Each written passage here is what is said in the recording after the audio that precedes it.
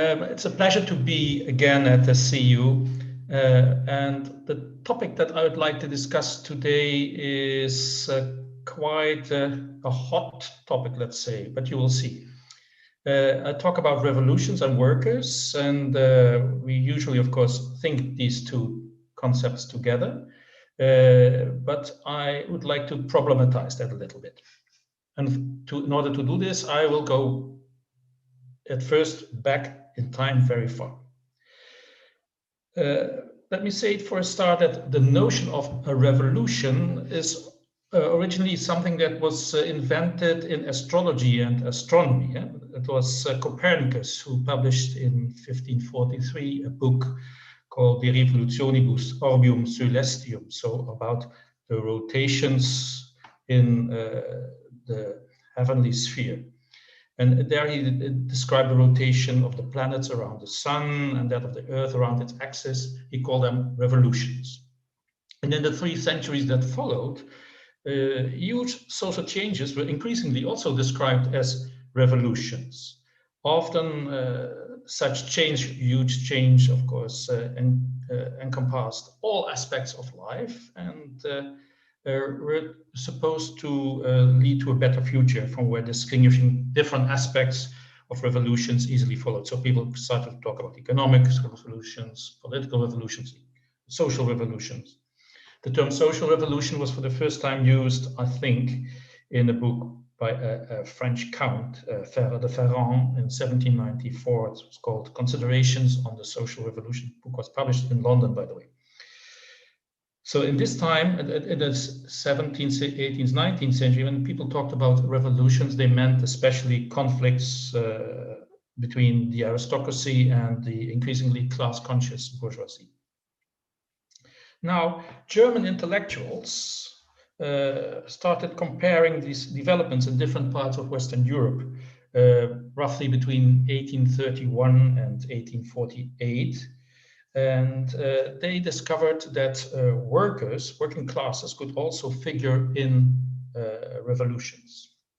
So let me see. So here we have Copernicus's book, and here we have one of those Germans, Lorenz von Stein, who in 1842 published a book on what he called the socialism and communism of contemporary France.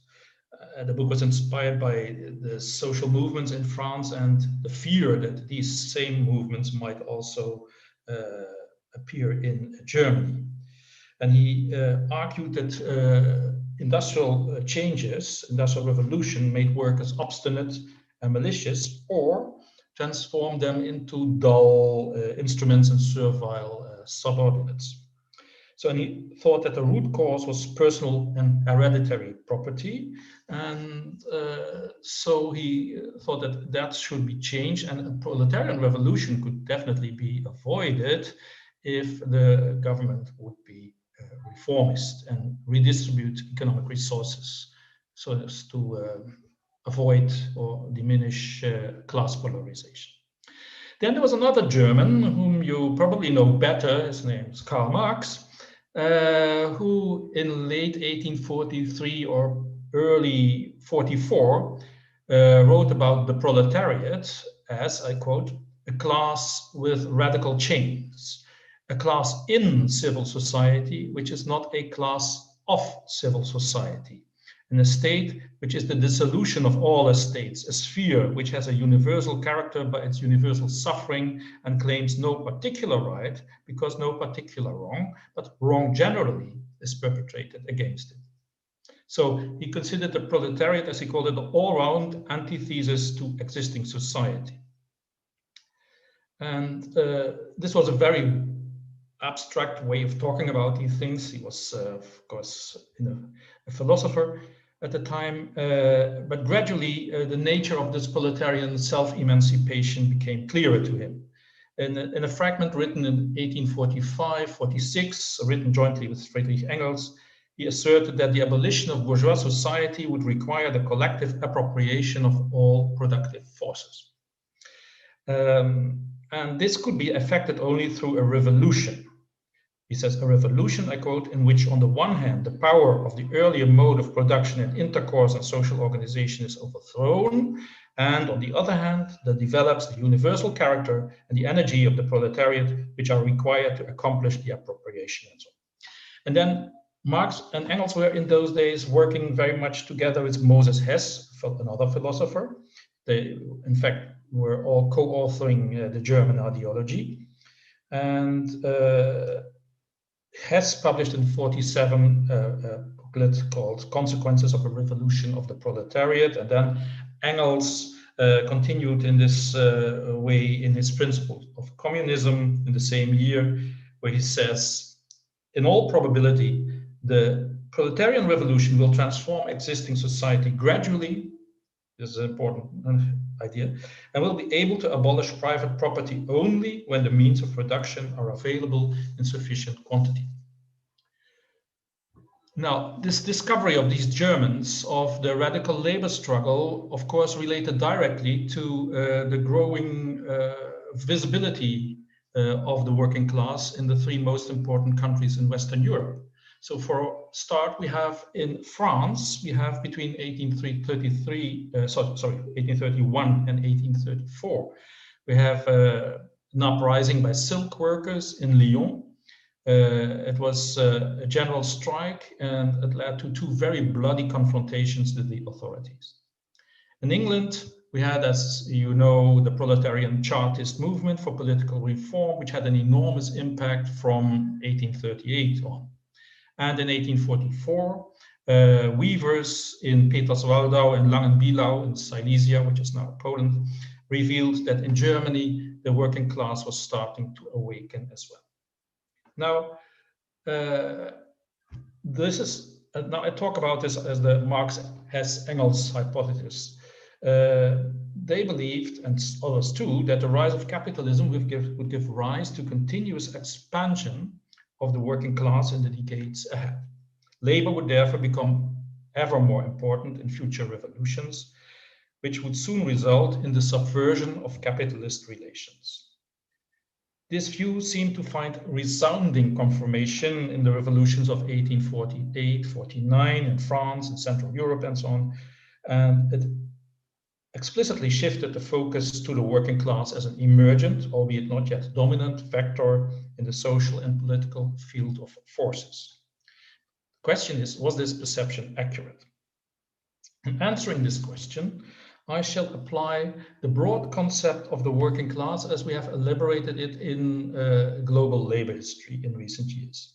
In this perception, the history of capitalist labor must encompass all forms of commodified labor. This is not just wage labor, but also slavery, sharecroppers, convict laborers, and so on, plus all the labor which created such commodified labor or regenerates it.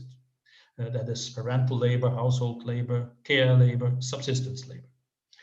This broad description of the working class enables us to acknowledge the role of housewives, for instance, which, as you know, were very important in the February Revolution in Russia in 1917.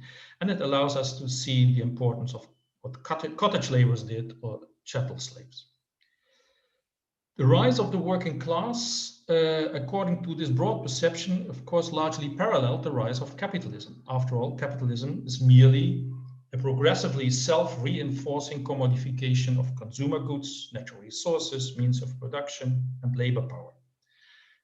Labor power commodification, by the way, became widespread early on in certain industries, much earlier than we usually think. For instance, I mention here the city of Jingdezhen.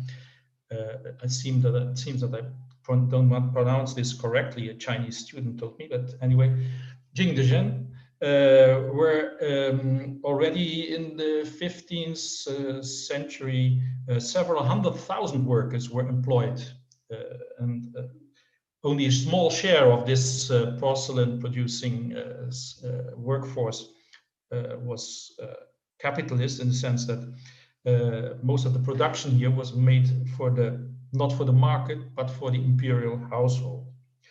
They had an enormous consumption of porcelain. I don't know what they did with it. So in Jingdezhen already you had huge conflicts. So one report writes, disputes which sometimes led to death broke out between workers and kiln owners on the issue of working conditions and wages. The town therefore was often in riot. Indeed, the local gazetteer of Fulian County attests to this last characteristic, saying that all kinds of people from across the country were taken refuge in Jingdezhen. One intrigue would cause the whole town to react. This town is difficult to govern. Now, smaller labor concentrations also occurred in European textile cities, in Flanders and Italy especially. And they were more clearly capitalist because not just the production, the workers were wage earners, but also the production was meant for the market, and the raw materials were also acquired through the market. So we see this, the kind of proletarian concentrations in Flanders and Italy. We see it also, according to this broad notion of the working class, in the Caribbean, where entire islands were based on slave labor. So the formation of these proletarian concentrations was, of course, conducive to rebellious sentiment, as it had already been in Jingdezhen. One of the leading intellectuals of the Scottish Enlightenment, John Millar, wrote in exactly the year 1800 the following: villages are enlarged into towns, and these are often swelled into populous cities. In all those places of resort, there arise large bands of laborers or artificers who, by following the same employment and by a constant intercourse, are enabled with great rapidity to communicate all their sentiments and passions. Among these there spring up leaders who give a tone and direction to their companions. The least ground of complaint in a town becomes the occasion of a riot, and the flames of sedition spreading from one city to another are blown up into a general insurrection. This is also, of course, the fear of the bourgeoisie. Now, the first radical proletarian uprisings remained local. This is a fact that is often overlooked, because the capitalist concentrations as such were also local. Nevertheless, such rebellions could acquire a revolutionary logic. I give you two examples. One is Tuscany in the late 14th century.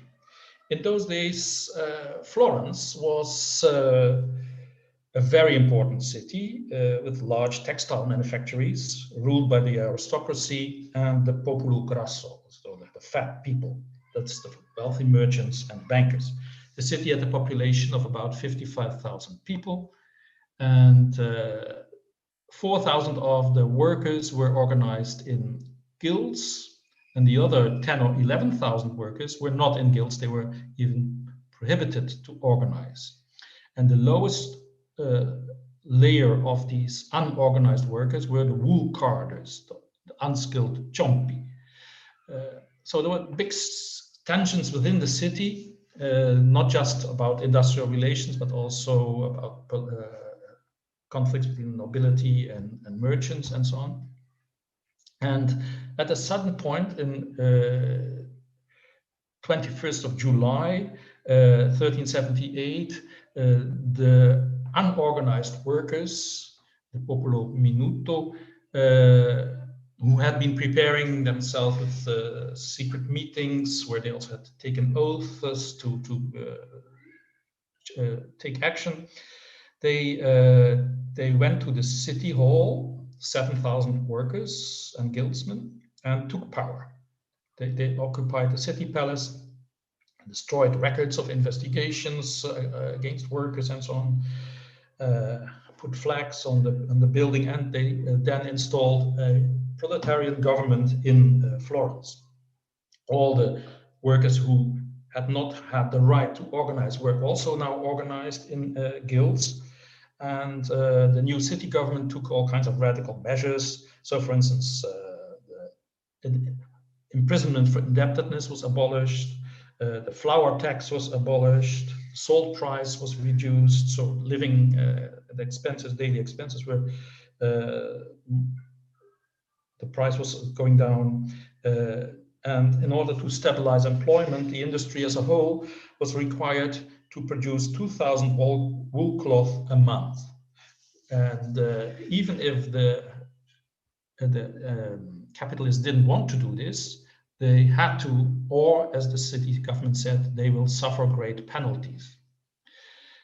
And needy families were receiving a bushel of grain per head, and money was provided to those in need, and so on. So there was all kinds of social measures, but the employers were, of course, still there, and the nobility, and they were undermining the activities of the city government as much as they could. So that only 6 weeks later, the Ciompi were organizing a huge demonstration in the central square of the city, asking for more radical measures against the entrepreneurs and so. And that led the traditional guilds, who had already been guilds before the revolution, to they had their own kind of army. They threw out the Ciompi out of the city.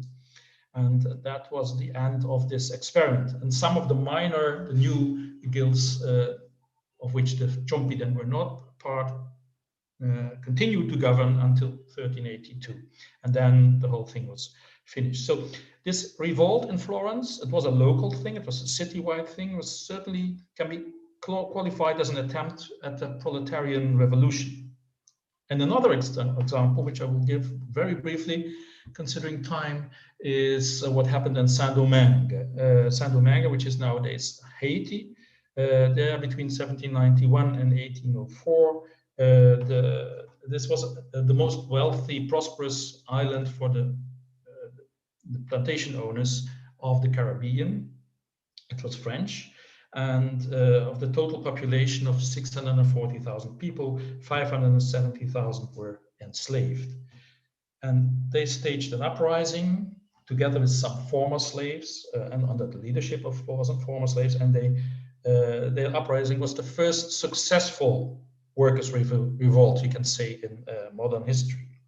So they took power and chased away the plantation owners and so on. So in both Florence and Saint-Domingue, these were true social revolutions driven by large numbers of workers, wage workers in one case, and slave laborers in the other. The revolution in Florence was defeated, the one in Saint-Domingue prevailed. So despite very lengthy and strong opposition by foreign potentates, including armed invasions and so on. So, and social revolutions here, I think, should be seen as historical situations in which, first, we have fundamental contrasts between social classes. Second, these contrasts lead to a revolt by subordinate classes aimed at seizing political and economic power. And third, they do this in order to achieve drastic changes in social relations. Now, there are people who say, for instance, there's a radical sociologist, he passed away, Alvin Goldner in the United States, who said that this is the general idea of revolutions, but he says, although the Communist Manifesto, I quote him, has held that the history of all hitherto existing society was the history of class struggles, freeman and slave, patrician and plebeian, lord and serf, guildmaster and journeyman, then bourgeoisie and proletariat. There was in all this, there was one unspoken regularity. The slaves did not succeed the masters, the plebeians did not vanquish the patricians, the serfs did not overthrow the lords, and the journeymen did not triumph over the guildmasters. The lowliest class never came to power.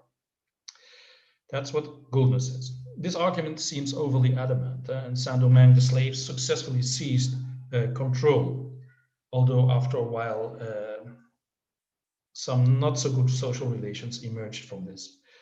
But nevertheless, there is some truth in it, I think, because revolutions usually follow a complicated course. There's hardly ever a clear-cut situation where two classes, say aristocracy and bourgeoisie, diametrically oppose one another in close ranks. There will always be more than two classes, and ordinarily multi-class blocks arise. And in addition, classes are dynamic relationships, and oppositions will also exist within separate classes. So one section of the struggling classes perhaps may consistently stay outside the conflict. And even we may see revolutions which come from above, in that a part of the elite wants radical change. This is what happened, for instance, in Japan during the Meiji Restoration of 1868. Now, So much for the general frame. The relentless capitalist expansions since the 19th century has never led to proletarian concentrations that were as dense nationally as they had become in smaller settings in Florence or in Saint-Domingue.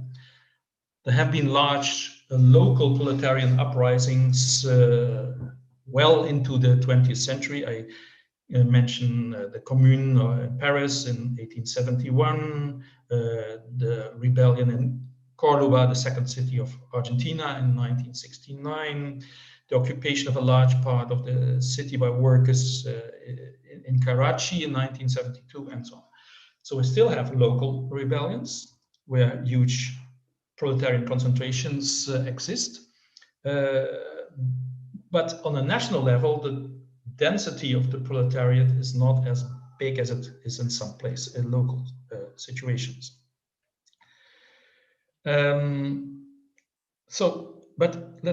Looking back first, let me briefly say that the first situation which we have with workers on a national scale in revolutions is that they are auxiliaries of other classes. This begins with the peasant wars in Central Europe.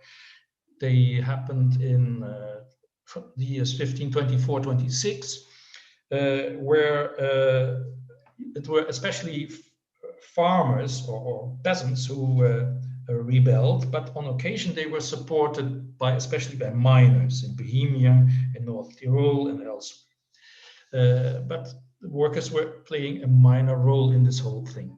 The same bit different is the Dutch revolt against Spain, according to Friedrich Engels, the first bourgeois revolution in history. This revolt was taking place from 1566 to 1609. That started as a revolutionary movement in which workers, mainly from the textile industry, played a major part, but still all the research shows that in the end it was the nobility and the bourgeoisie which took the lead. In fact, it was a bourgeois revolution which was led by a nobleman, William of Orange. The English Revolution of 1642 to 1660 was also new the active involvement of what they call the middling sort and proletarians, the poorer sort, wage laborers, paupers. But again, research shows that they did not really direct the struggles. The American Revolution of 1765 to 83 was in some aspects comparable to the Dutch Revolt because it was also very much decentralized and had workers involved, especially in the coastal cities, but there was no social revolution effect occurring in America in the 1770s. The French Revolution has for a long time only been seen as a bourgeois revolution, but there were also lots of proletarian people involved in this. This is especially the historian Daniel Guérin, who has revealed this. And in fact, he has shown that by marching to Versailles in 1789, the assembly, the workers went to Versailles, forced the assembly to adopt the Declaration of the Rights of Man. And that, he says, would not have happened without such action. Anyway, it was, after all, a bourgeois revolution, and it showed again that there was a significant proletarian participation, but it was not dominated by workers. And the same holds true also for the main revolution, proletarian agrarian revolution in the 20th century, the Mexican Revolution of 1910 and 20. I will not go into these details now, considering time. Now, in the 20th century, we also see that workers change from auxiliaries to core powers in revolutions. But even in the new proletarian type of revolutions, workers were never the sole drivers of the revolutionary protest.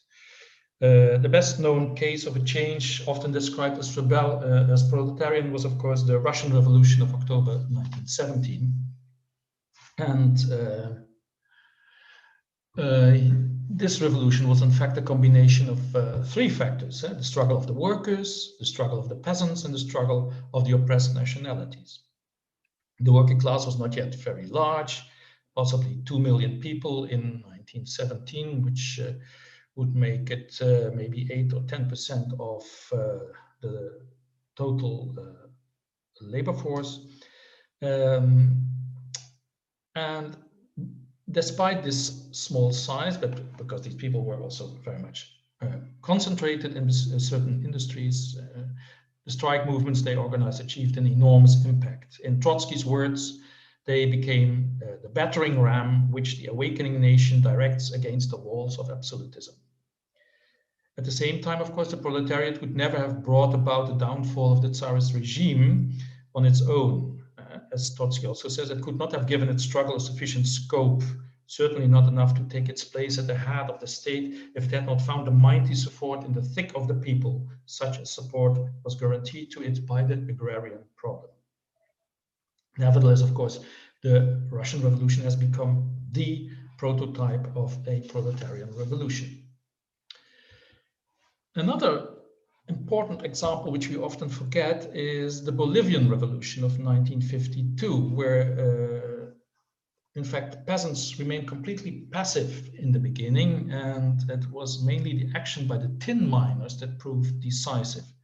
The miners and their wives, defeated the demoralized armed forces and opened the door to massive economic and social changes. But here the workers did not achieve a lasting victory, unfortunately. The revolutionary nationalist movement, which took power, accommodated only some of their demands, and after the military coup of 1964, their unions and parties were destroyed in violent clashes. I can mention other cases where workers played a central role in events like the Cuban Revolution of 1953 to 59. Castro had, of course, a group of about 1,000 guerrilleros, but without the support of workers who organized uprisings and strikes, the sugar workers, the railway workers, and so on, between August 57 and January 59, this rebellion of Castro's would not have succeeded.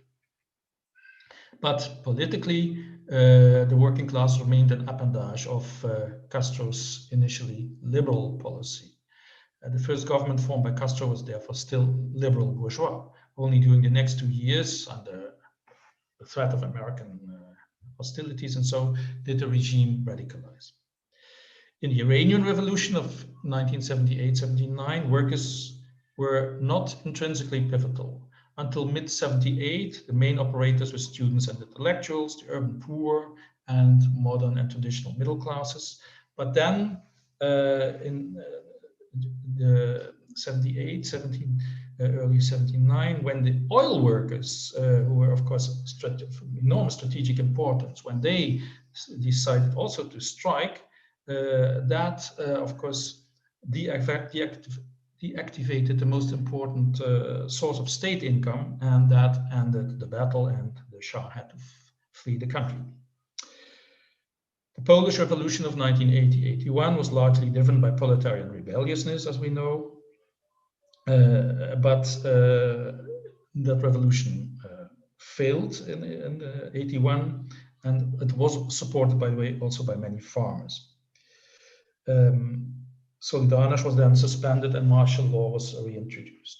So if we look back over the developments of the past 5 centuries, then it clearly reveals that from 1917 on, workers figured more prominently in national revolutions than they had done previously. Still, during the past century, the role of workers was never as great as the Marx-Hess-Engels hypothesis would have led us to believe. Nowhere did a revolution culminate in a stable society that revolved around the interests of workers. Admittedly, the lowliest class, contrary to what Alvin Goldmuth argued, sometimes did rise to power, as in Russia, but it never managed to retain this power for long, I would say. That is, let's say, a kind of empirical observation. Now, I want to complicate this. The first complication is that even in the 20th century, we have seen revolutions in which the workers remained entirely subordinate. These uprisings were led by communist parties that believed in the two-stage theory. Yeah? First, a bourgeois democratic change was necessary, and then subsequently a socialist, a proletarian change. The most important example of this process was, of course, the Chinese Revolution of 1927 to 49. In 27, the Kuomintang had achieved a crushing defeat of the labor movement in Shanghai and suppressed it through the movement through mass terror. A few years later, the Japanese occupation forces dismantled part of the industry, thereby reducing the numbers of the working class.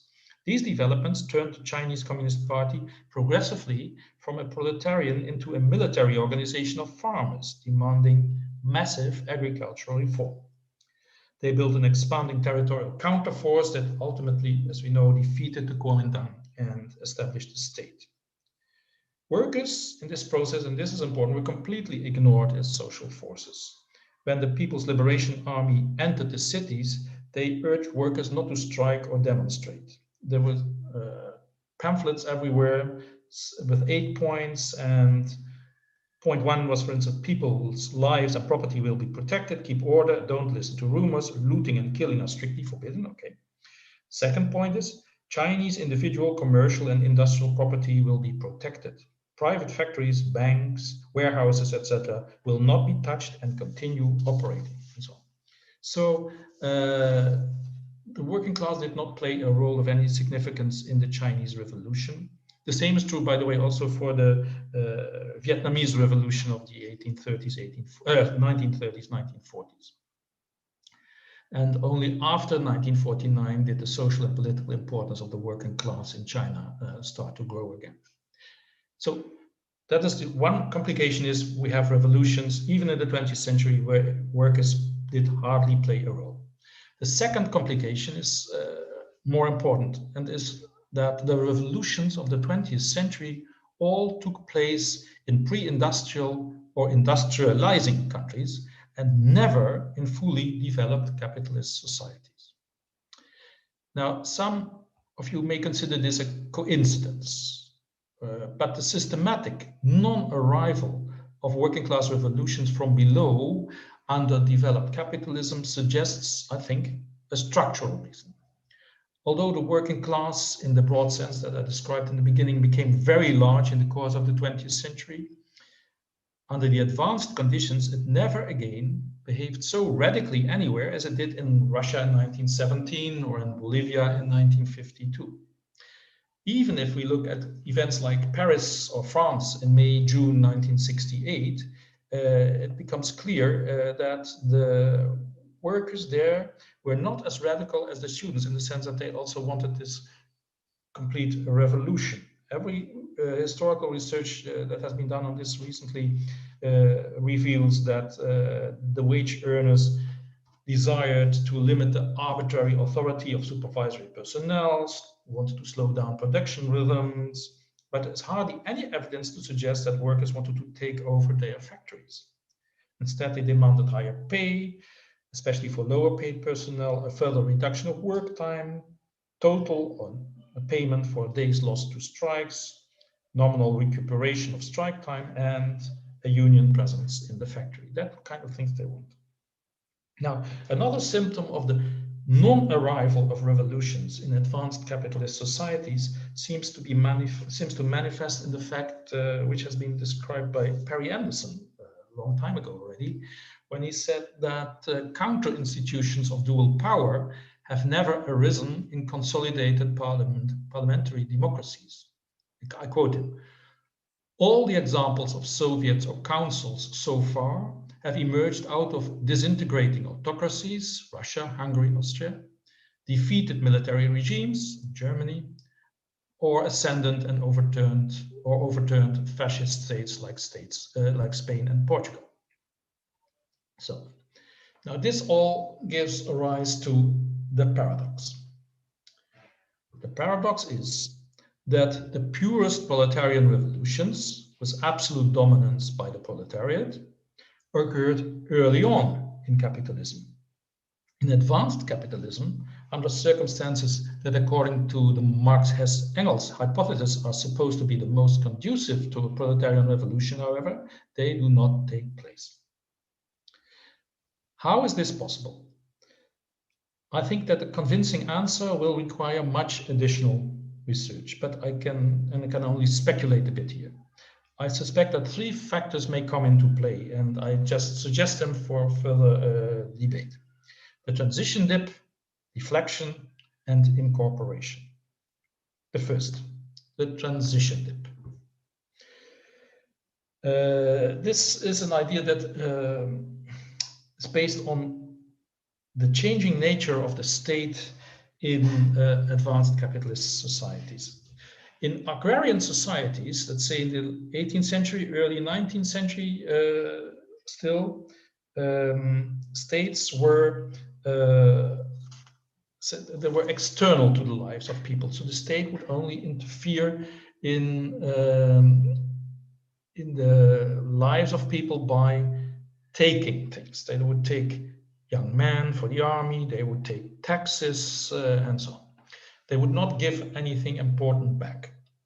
And also the state was very decentralized, so much of the ruling class was involved in indirect rule. So you had local noble people and so who were the crucial rulers and who then were more or less independent from the central government. So you have a situation in which the state is just a strange foreign thing. And so if the state only takes, then it is obvious that people can feel the need to abolish the state, because without the state, they would not have to pay taxes, they won't have to sacrifice their sons for the army and so on. And it is interesting to see that in this period, when you have workers' movements, they are all based on autonomous cooperatives or on anarchist and liberal experiments. And for pre-advanced, let's say people from pre-advanced capitalist societies, the social revolution exuded a broad appeal as the state was hostile.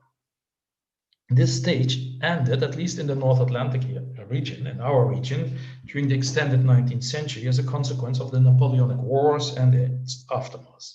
So we have now people's armies, states have become more involved in everyday life by non-military state expenditures, which increase exponentially. So the state began to monitor industrial conflict and working conditions, install and regulate national systems of education, organize aid to the poor and disabled, build and maintain communication lines, impose tariffs for the benefit of home industries, and so on.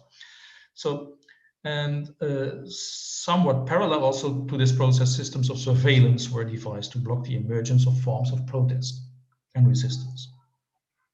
Now, as the states began to demand more from their subjects and became more closely involved in the lives of the subjects, these subjects started to expect something in return. So, and here we see the birth of modern citizenship, which in the past had sometimes existed at the municipal level, but now it became a national phenomenon concurrent with the rise of the direct centralized rule of the state. So at this stage, subjects become citizens.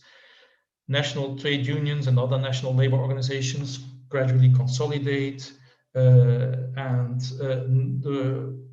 no longer in a position to ignore the state and no longer interested in immediately destroying it, workers' movements and workers primarily started to influence or even conquer the state, possibly with the intention of later destroying it after having conquered it. So here we see, I think, one important thing is that the state has become very important in the daily life of all of us. And without the state, we would not have electricity, we would not have public transport, we would have no school systems and so on. So the changed role of the state drove up considerably the costs of overthrowing capitalist society. It's you would if you have a here you see the transition dip is that if you want to get to a higher level in your living conditions, then you will have to suffer for a while because things will deteriorate first, because you will lose a kind of all kinds of supports in everyday life that you are used to. So that may be a reason why the revolutionary influences have weakened in the working class. The second factor, which I think could be a reason, is deflection. By this I mean that the state, even in this recent stage, is not regarded as having a major part in causing social, economic, political, or cultural injustices. There are probably two causes. One is the duality of state and corporate industry. Society is, as we know, is not only controlled by the state, but more so by the corporations. So from the working class point of view, the antagonist virtually doubles and takes on many different manifestations, which this is kind of deflection. The second is that there have been come about many intermediary institutions and organizations which let's say semi-state things like the schools that I mentioned, religious institutions, mass media, and so on, and NGOs, non-profit organizations of all kinds. So in many ways, it is not clear immediately who is in power and is directing society. And the final thing is incorporation. I think that Marx-Hess-Engels hypothesis underestimated capitalism's ability to incorporate the proletariat. Marx, as we have seen, considered the proletariat as a class in civil society, which is not a class of civil society. But gradually, the proletariat has become a part of civil society. At least two influences probably played a role in this incorporation process. First, the political incorporation of the proletariat, partly also resulting from the efforts of labor movements. For the British case, the sociologist Bert Moorhouse has argued, I quote, "The majority of the ruling class believed that incorporation was necessary to bind the masses to the prevailing system, but also wanted such integration to be constrained and channeled so that, though institutional forms might change and could be promoted as having changed, the differential distribution of power in society would remain unaltered." So that is what happened. We have now parliament and so, but still we know that the working class is not really in power. And secondly, the incorporation of proletarians as consumers. Of course, Marx in his Grundrisse has drawn our attention to the capitalist attempts to spur workers on, as he says, onto consumption, to endow his commodities with new attractions, to talk the workers into feeling new needs, and so on. But nowhere does he evince, and he could not, of course, in his time, to have understood the huge implications of the proletariat's golden chains.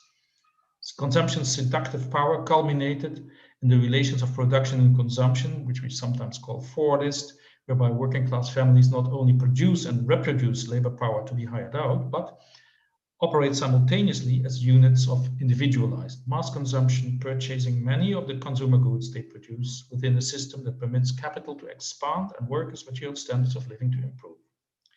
The combination of the transition dip, deflection, and incorporation probably explains why revolutions have not occurred in advanced capitalist countries.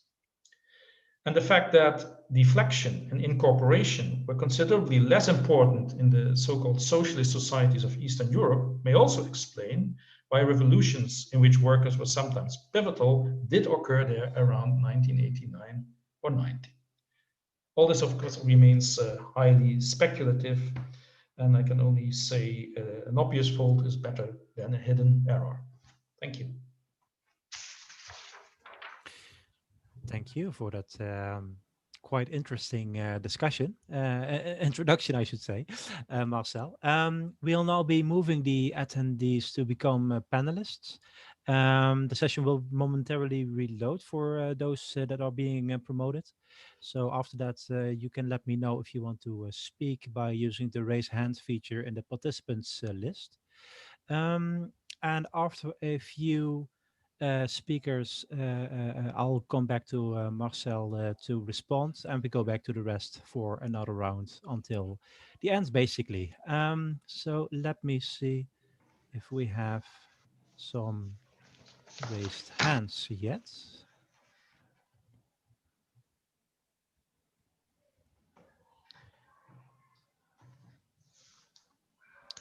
I see Mike, but he's not promoted yet. So, and I don't see anyone else for now. So as soon as Mike is promoted, he can take the floor.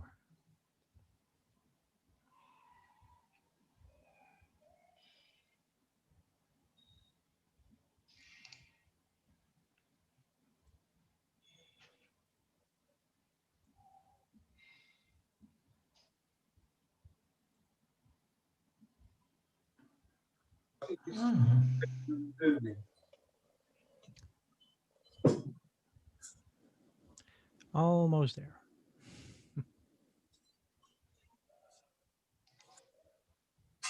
Who's Mike? Which one? Look there, I imagine. I imagine. Can you please all mute your audios? We don't mute people, but could you do so so we can hear the person who's speaking? Thank you. Mike, are you there?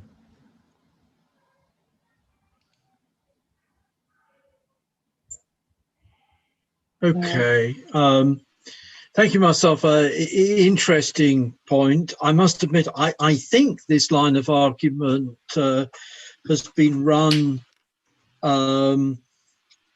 quite often before in the Anglo Academy in relation to arguments for social democracy on the basis that and indeed, most recently, actually, as part of the argument which is run in the so-called Kautsky debate in the United States, that there's something about the stable quality of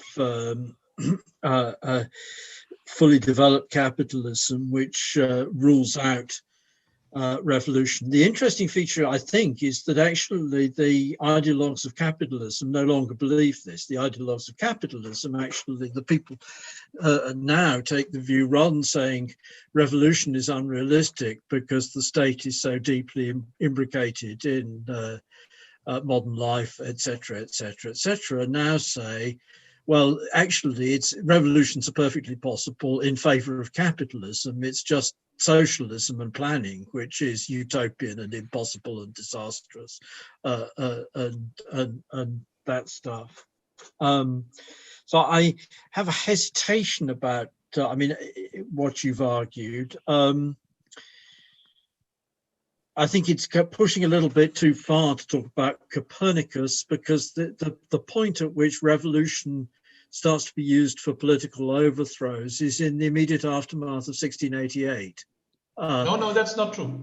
1595 is the first time. For political overthrow? Yes, in the city of Emden in northwest Germany. Northwest Germany, okay, that's feasible. But the point at which then the talk about the revolution as making fundamental, not as about revolution simply as being political overthrow, but as revolution as making a new society and a new change. You know, there's a sense in which the guys in the 1690s, 1700s in England, and then rising out of that, the French authors who wrote about England as the conquering order. And of course, there was discussion of the Netherlands in that context as well, that this sense of revolution as involving social change, as distinct from I guess one can perfectly well say revolution as an overturn and a rebellion, and a rebellion of the lower classes against the upper classes, but not so much as revolution as creating stable new order. I add to your examples of older proletarianization, the Confederacies of Masons Act 1425, which is the first anti-union legislation in England, and then there's a whole succession of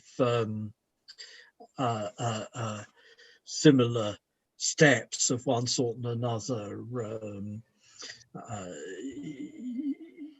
adding up to succession of combination acts through the 18th century.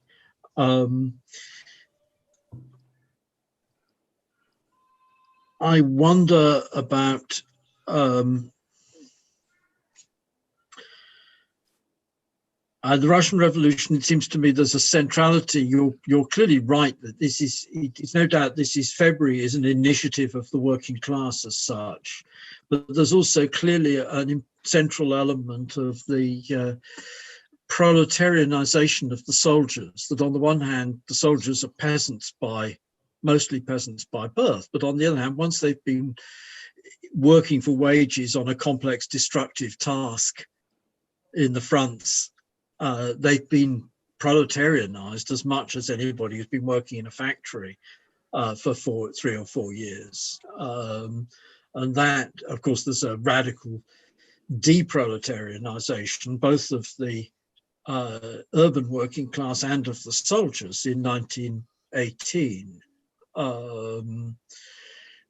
And that, I guess, interrelates to the issue of the Chinese Communist Party, Vietnamese Communist Party. There's a sense in which one could look at Russia in 1920-21 and say this is the same thing as the Chinese Communist Party. This is an organization which has formed an army with its core cadre is recruited from urban workers. And that's true, actually, of both the Vietnamese Communist Party and the Chinese Communist Party. It's still the case that the Chinese Communist Party is recruiting urban workers into its cadre to provide the guys who are literate and numerate to do the do various command, administrative, etc., stuff. But nonetheless, it's politically representing the peasantry, and the Russian Communist Party in 1920-21 is politically representing the peasantry in its struggle against the remnants of the landlord class, even as it's trying to extract surplus from the peasantry.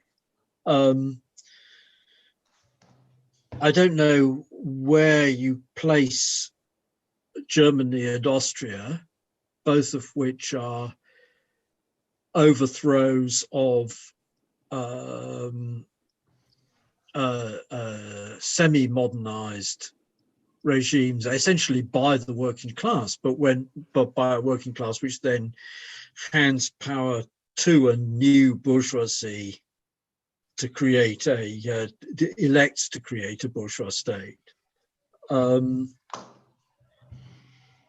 Or in relation to the East Europeans, Bloomfield's book Passive Revolution about Czechoslovakia, which adds significantly to the role of working class agency in the Czech transition at the time of the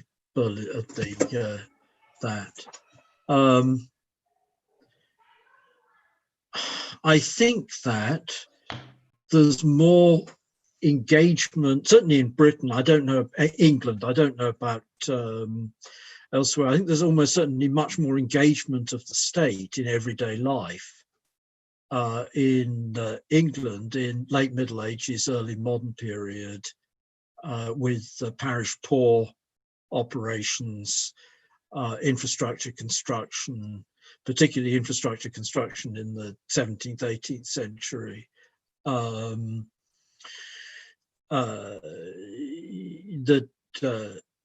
then Chartism is a revolutionary movement which grows up out of the suffrage, essentially out of the suffrage movement, but it's nothing remotely like a cooperative, anarchistic, it's a very different phenomenon. And it seems to me that when Marx and Engels are talking about the revolutionary potential of the working class, what they're thinking about is the possibilities of a new, bigger, well, of Chartism itself in the 1840s, but of a new, bigger and better Chartism subsequently. And then I wonder, around about 1000, the conception of society was that it was divided into those who work, basically peasants, those who pray, basically priests and monks, and those who fight, basically knights in armor and stuff like that. And from that point of view, the bourgeoisie would look like a class which didn't fit it, which didn't have a place. And we can talk about, in fact, revolutionary movements of the bourgeoisie in the urban commune movements of the 1100s and 1200s. But then in the 1200s, 1300s, with some exceptions, parts of Italy being most clearly, the feudal monarchies recuperate the commune movements through the incorporation they incorporate the bourgeoisie through incorporating the communes as a form of government, standing to a degree apart from the feudal hierarchy, but to a degree within it.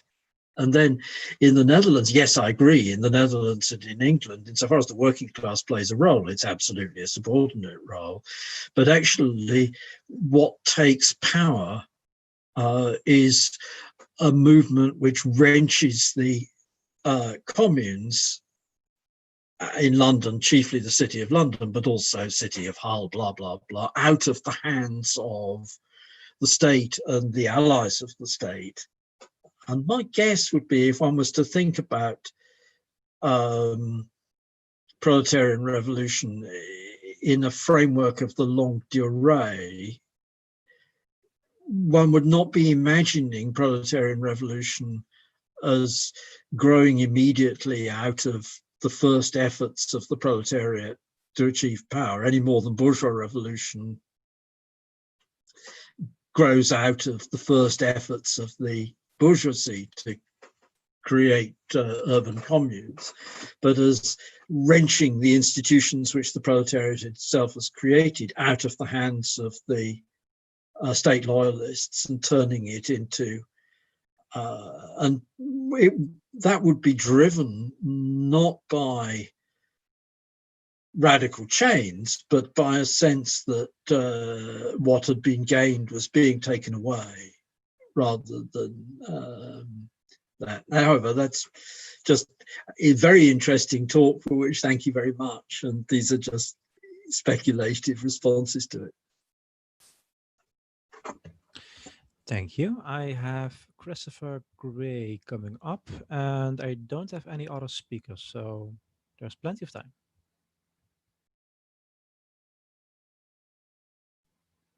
Christopher, you're up.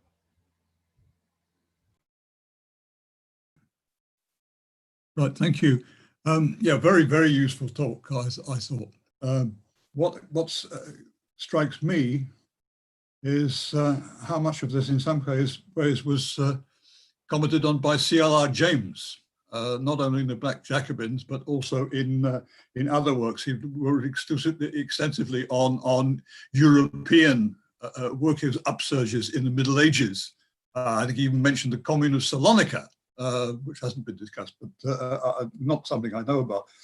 But what strikes me is that in a way, the peasants have vanished from Western Europe politically. I mean, this occurred very early on in the UK, but even in France, I think the last there may have been some echo in the Gilets jaunes, but even in France, the last moment where the peasants appeared to be taking action from the South, particularly, was José Bové and the movement in the 1990s. I'm not sure of the exact date, but I'd like a comment on that, if I might. Thank you. Thank you. I have Chris Barrett indicating to speak.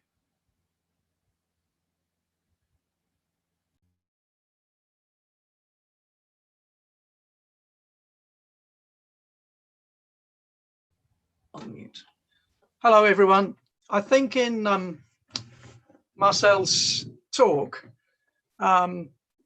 most human history has disappeared, or most modern human history has disappeared, and imperialism disappeared, and all Leninist understanding disappeared. The phenomenon of the monopoly capitalist system losing chunks of its control to world revolutionary struggle is the decisive thing that should be uppermost in people's minds who are being objective about the world's development. It's hardly surprising that it's the weakest links in the chains that break. And it's hardly surprising, therefore, that where imperialism has been able to secure the collaboration of a labor aristocracy through super profits sweated out of the third world, it gives them such an ability to bribe away a big layer of workers that you can create things like the Labour Party, the trade union bureaucracy in the West, and therefore you slow down significantly any turn by workers towards revolution in the metropolitan countries. But that doesn't work where imperialism has to enforce fascist dictatorships, military dictatorships, and the existing powers of the ruling class in those countries like Russia or China is incapable of providing enough reformism to stop the working class and peasants making revolution. I mean, ideologically, you're not describing the way the world really is if you don't describe the intense, absolutely intense ideological fight that's been waged on this planet, where, having made breakthroughs in Russia and in China, the capitalist world has then used the labor aristocracy and the labor parties and social democratic parties to pour absolute bucket loads of shit every day of the week and twice on a Sunday to all proletarian revolutionary developments, with whatever the weaknesses of leaderships in those proletarian revolutions.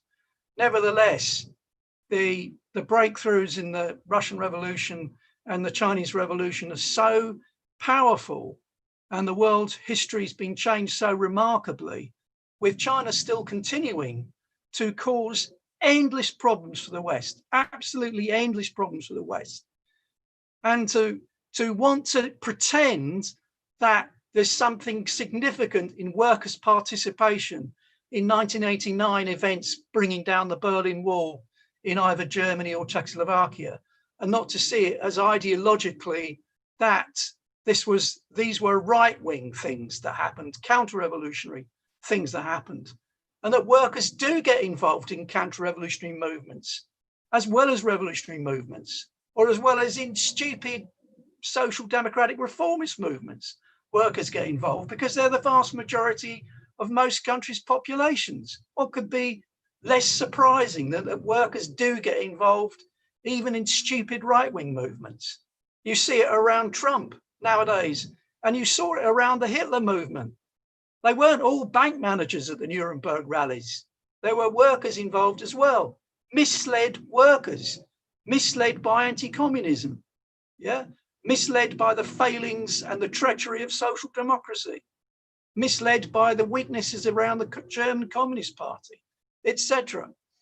The other approach, the other way of doing this approach to history, which leaves out all ideological struggle, is you're not then galvanizing a meeting of this sort, which is meant to be about revolution, in favor of Leninist revolutionary struggle, and seeing how the issues now holding back workers in America are all around these same issues that been around for 100 years, i.e., are we going around Black Lives Matter? Are we going to struggle for the communist revolution? Or are we going to try and make America a better place for little black businesses? Or are we going to reform things in some way so that everything's nicey-nicey, including the cops? Yes, these are all the live, real historic debates that are taking place. And it is monstrous to ignore this in favor of silly scholastic speculations. There's a huge reality that it is Leninist revolutionary struggle that is going to win the day. And if it hasn't happened yet in America, or it hasn't happened where there's Black Lives Matter on a mass uprising, or in France where there's a mass uprising around the yellow vests, or elsewhere in the world, South America, where people have been striving to make revolutions or make socialism for decades upon decades, but don't get there because their crap-headed leaderships continue to divert them into reformist paths or left nationalist paths when they should be building Bolshevik revolutionary struggles. But to not look at Black Lives Matter or the yellow vests and the absolute crisis of capitalism, where it's falling apart, it is in desperate circumstances now, using the pandemic as an excuse to cover up its crash economically, and to not see all this, to willfully want to indulge in scholastic masturbation is beyond stupid. It is time to get your brains around the need to promote revolutionary theory like Lenin did, to win a political line through the working class to rebuild Bolshevism, because this system of capitalism is heading towards worsening trade war, worsening fascism, and democracy is not going to stop any of it. Only the working class taking the power is going to stop this with proletarian dictatorship. Chris, I think your point is well made. We have some other people indicating to speak, so I'll be moving along to Jack.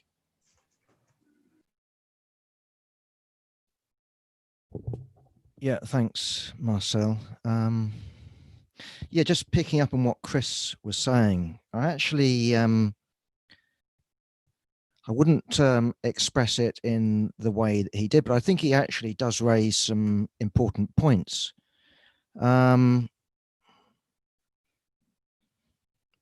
If we look at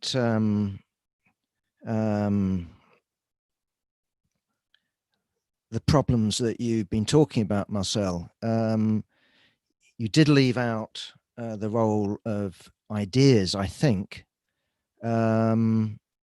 And also, in that sense, the question of leadership. And, you know, you quoted France. But I mean, what was noticeable about France is precisely the strength of the working class was embodied both in organizations like the CGT and the Communist Party, and the discipline that the workers showed on the one side was magnificent, but on the other hand, that went hand in hand with the conservatism of the PCF. Now, you could, I'm not advocating, by the way, in 68, I would differ there from Chris. I don't think that the role of Marxists is simply to go in front of every movement and shout revolution now. I.e., if you look at France, you know, was there a revolutionary situation? I think it's worthwhile questioning that. Do you actually call for a direct assault in May or June? But I'm simply posing the question that if we look at this incorporation that both you and Chris talked about in your own different ways, this has had a profound impact. And Mike also referred to it in the context of the bourgeoisie, that if we look at our leaderships, what gives the working class strength is organization. That requires leaders. That requires institutions. And, you know, what's happened, I think pretty clearly in the 20th century, has been that these leaderships have not only become bureaucratized, they've become colonized by the state.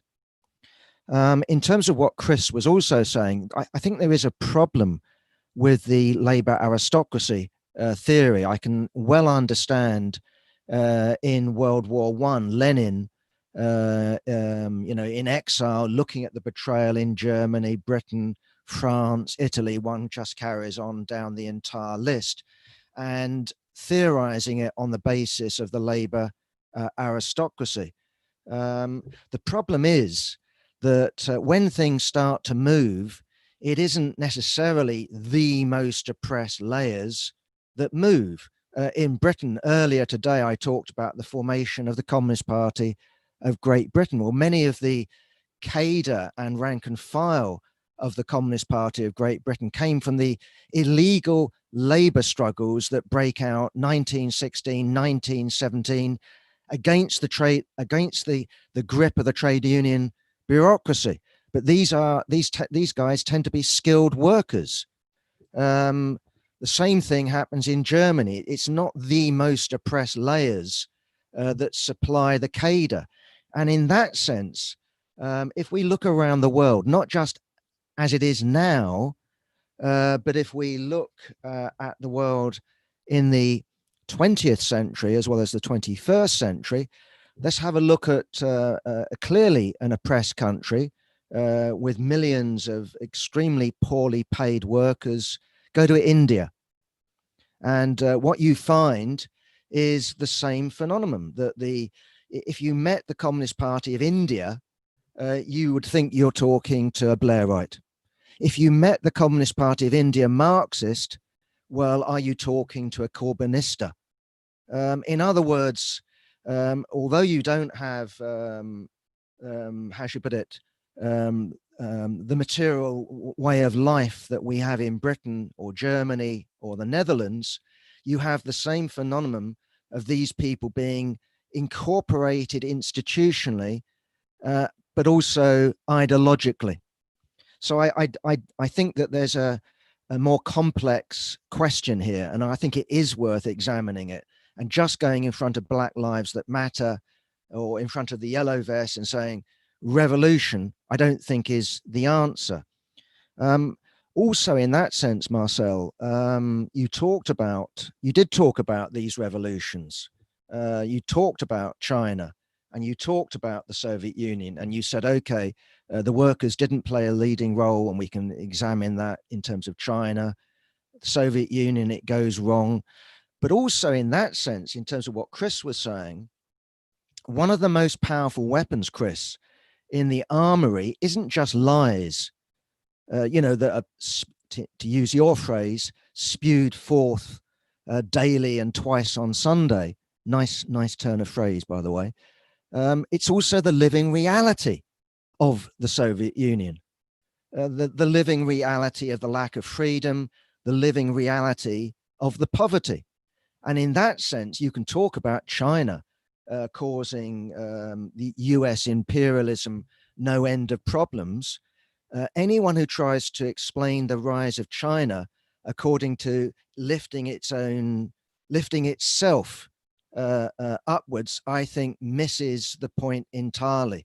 The Mao-Nixon deal, the Deng Xiaoping, the huge flood of capital into China, and the turning of workers in China into wage slaves, and the emergence in China of a class of Communist Party billionaires. So I agree with you that China's a problem, but it's a capitalist problem. It's not an anti-capitalist problem. In other words, to borrow a phrase from Moshe Machover, we've had, this is about the 20th century, the century of the unexpected. And I don't think we can just brush that aside in terms of the purely subjective, because also what's happened is that if we take social democracy, it's been incorporated. But again, we had a session on the formation of the CPGB, Marcel, earlier today by myself. Well, okay, by the middle, certainly by the end of the 1920s, the CPGB, the World Communist Movement, becomes a diplomatic tool used by Stalin. Hitler-Stalin pact, and we can just carry on. Tito is a fascist, and all the rest of it. So to finish, I don't want to, again, just explain things subjectively, the crisis of leadership, but it is a question that we need to work out, and simple slogans don't do it. Just lastly, if I can do it, Hitler and workers. The workers, as far as I can understand it, even in Hitler Germany, remained loyal either to social democracy or communism. The mass base of the Hitler movement was middle class, peasantry, small farmers. Of course, there were some workers. But anyway, that aside. Thank you. I'm looking at Marcel. Do you want to come back now, or do you want a few more speakers? You are muted still. You have to unmute yourself, Marcel.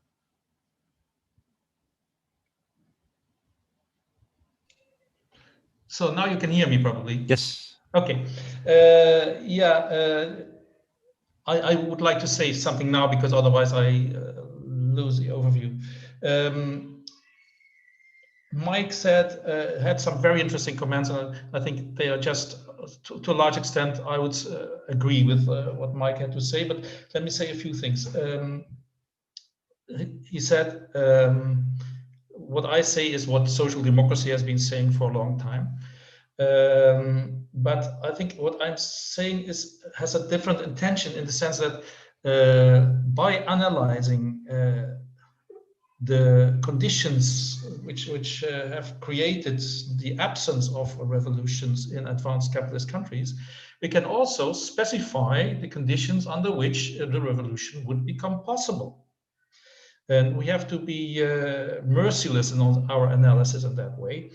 And for instance, if you have the transition dip as a possible part explanation of the acquiescence of the working class, then it may well be that if we see a deterioration of social and economic conditions under advanced capitalism, that the possibility for a growing radical consciousness amongst workers will increase again. So that's one thing. The other thing is that, of course, I think that social democracy is almost dead. I have said that, I think, 2 years ago also at the CU. Parties are all going down, and as much as they are not going down, they are certainly not the same parties anymore that they used to be 50 years ago. The Germany-Austrian revolution, that was another point where this is something I'm not entirely sure. I think Germany and Austria, 1918, 1919, were situations which were, let's say, more or less in a transitional phase from traditional agrarian societies to industrial societies. And so I cannot exclude the possibility that there would have been a revolution still possible in those situations, but I'm not certain about what I should think here. Yes, Christopher says peasants have vanished. I think that's largely true in Europe. And on a world scale, of course, it's not yet true, but peasants have vanished from the point of view from a revolutionary perspective in Europe and the United States also.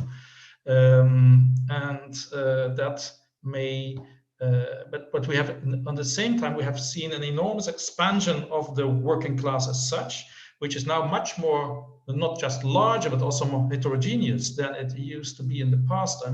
According to the ILO, now 90% of the people in the advanced capitalist countries is a wage earner. Now, we can discuss whether we consider all wage earners as workers, but that certainly shows that they have a much larger wage earning class in advanced capitalism than we ever had before. And that is one of the paradoxes, of course. Also, trade union density, as I have explained in earlier talk, is decreasing. It's now 6% roughly of the world labor force. And it's also in Britain and everywhere it's going down. Yes, Chris has a lot to say about imperialism, monopoly capital, and so on. I didn't go into this in my talk because I cannot talk about everything in 40 minutes. But I was struck by the fact that Chris mentions two reasons why the working class does not do what we wanted to do. One is the labor aristocracy and the super exploitation in other parts of the world, which makes it possible to support this labor aristocracy in the advanced countries. And so that's the bribery of the work of a part of the working class. And the other thing is that workers are misled. And so workers even become right-wing, which, by the way, this also on Jack, sociological research shows that Hitler had a substantial support from workers, but especially Protestant workers in rural areas. And it is true that more workers in the industry and in the big cities, they were very few of them were supporting Hitler. But if you say either the workers are misled or they are bribed, then we make a kind of let's say we have a explanatory model which always allows us to explain why workers do not do what we would like them to do. And it is, I think, intellectually more sound to look at all the possible behavioral patterns that are there, and then to see which one is available for a certain group at a certain point in time. And we have many more options than being bribed or being misled. There are also workers who are not misled. And but that is another point, and that brings me then to Jack's remarks about leadership. We should also ask ourselves, to what extent are we in a circular argument if we say that it's the leaders which have, there are no good leaders, and so the workers are then misled or not led in the right way. Because if we have a consistent pattern in which leaders are always not doing what we would like them to do, then we have also to ask again the structural question, is there something more at hand here than just ill will or stupidity or so of the leaders? Maybe there are more structural, and that's what I wanted to say. There's my whole talk, there is a more structural pattern behind this, which we should without any illusions start to understand. That's it for the moment. Thank you. I have coming up Anne McShane and Jim Cregan, and you're first. Okay, thanks. I found it actually very interesting because I think to take a different approach in the manner you have to the failures of the revolutionary left to convince the working class to make revolution is very much like needed. That said, I'm not sure that I agree with you entirely. So basically, firstly, I think particularly given the situation we're in today, it's very hard to really argue that the working class has been incorporated in the sense of has become part of, who has got something to gain from capitalism. Because you can see in the United States, in Europe, and in Western Europe, and in the developed world, how people are living lives that are more and more precarious. And in particular, COVID-19 has shown us just how precarious the fact that the situation in the United States at the moment is so serious.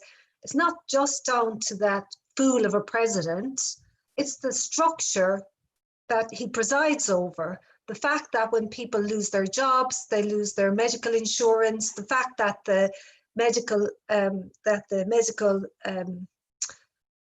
health system is, doesn't actually provide healthcare for people. The fact that workplaces are so, dirty, really. The fact that conditions that people work in the meat industry and in other industries. Every time I hear a report here in Ireland, this is obviously a small country, but every time I hear a report of a new outbreak, it's connected to a workplace. So you're thinking, well, people's working conditions in this extremely dangerous time are really, so dangerous. So like, I think that there has been, you know, a real decline in living standards in the United States, in other countries in the West. So that kind of economic incorporation that perhaps you could have described as existing in maybe the 70s, to some extent in the 1980s, when people in Britain and elsewhere were buying into the Thatcherite model, were benefiting in some way, could see their lives improving. That's no longer the case. So why is it then, how does your model work, or how does your analysis work? The only thing I can say is I would agree to some extent that people have ideologically perhaps bought in to the idea that there is no alternative. And I do think that you have to look at the history of the Soviet Union, because in my experience, speaking to people, both in Ireland and in Britain and in other places, people say all the time, firstly, we do not want that kind of society. Look how it led. Look what it led to. We do not want that society. We are not. And the reason why people, you can call them counter-revolutions in 1989, I don't believe there were revolutions, but there is no doubt that they were motivated by people saying, we do not want that society anymore. It was repressive. So therefore we can say to ourselves, political democracy is extremely important. And if people are in a situation for a long period of time of being repressed politically in terms of their rights, that they will rise up, and that they do not want that kind of society, even if it means more economic stability. Now, and I know in Russia today, there is a romantic idea of the past, and in a certain sense, we've seen a sort of revival of romanticism towards Stalinism and that kind of economic stability, but I don't think it's a real phenomenon. I don't think it's going to motivate people to move for socialism, the idea of economic stability in and of itself. I do think that the necessity of a vision of a society where people are able to express themselves and able, obviously, to have sufficient to live on is extremely important. And the difficulty we have, I think, is that it's like this. We understand the limitations of the Russian Revolution, but the Russian Revolution, because of its limitations, it's hard to use it to shine a light on a future society, in the sense of that it was such limited time. I mean, I've, so used to saying to people, yes, I support the first years, they were very positive, but then after that things went wrong. The problem is that it was bureaucratic and dictatorial for so long, that accounts for how people understand it today, how working class people understand it today. So I think that what people feel, I mean, I don't know for certain, but it appears to me that given that we live in a world which is faced with such crisis ecologically, economically, that what people feel is a sense of disempowerment.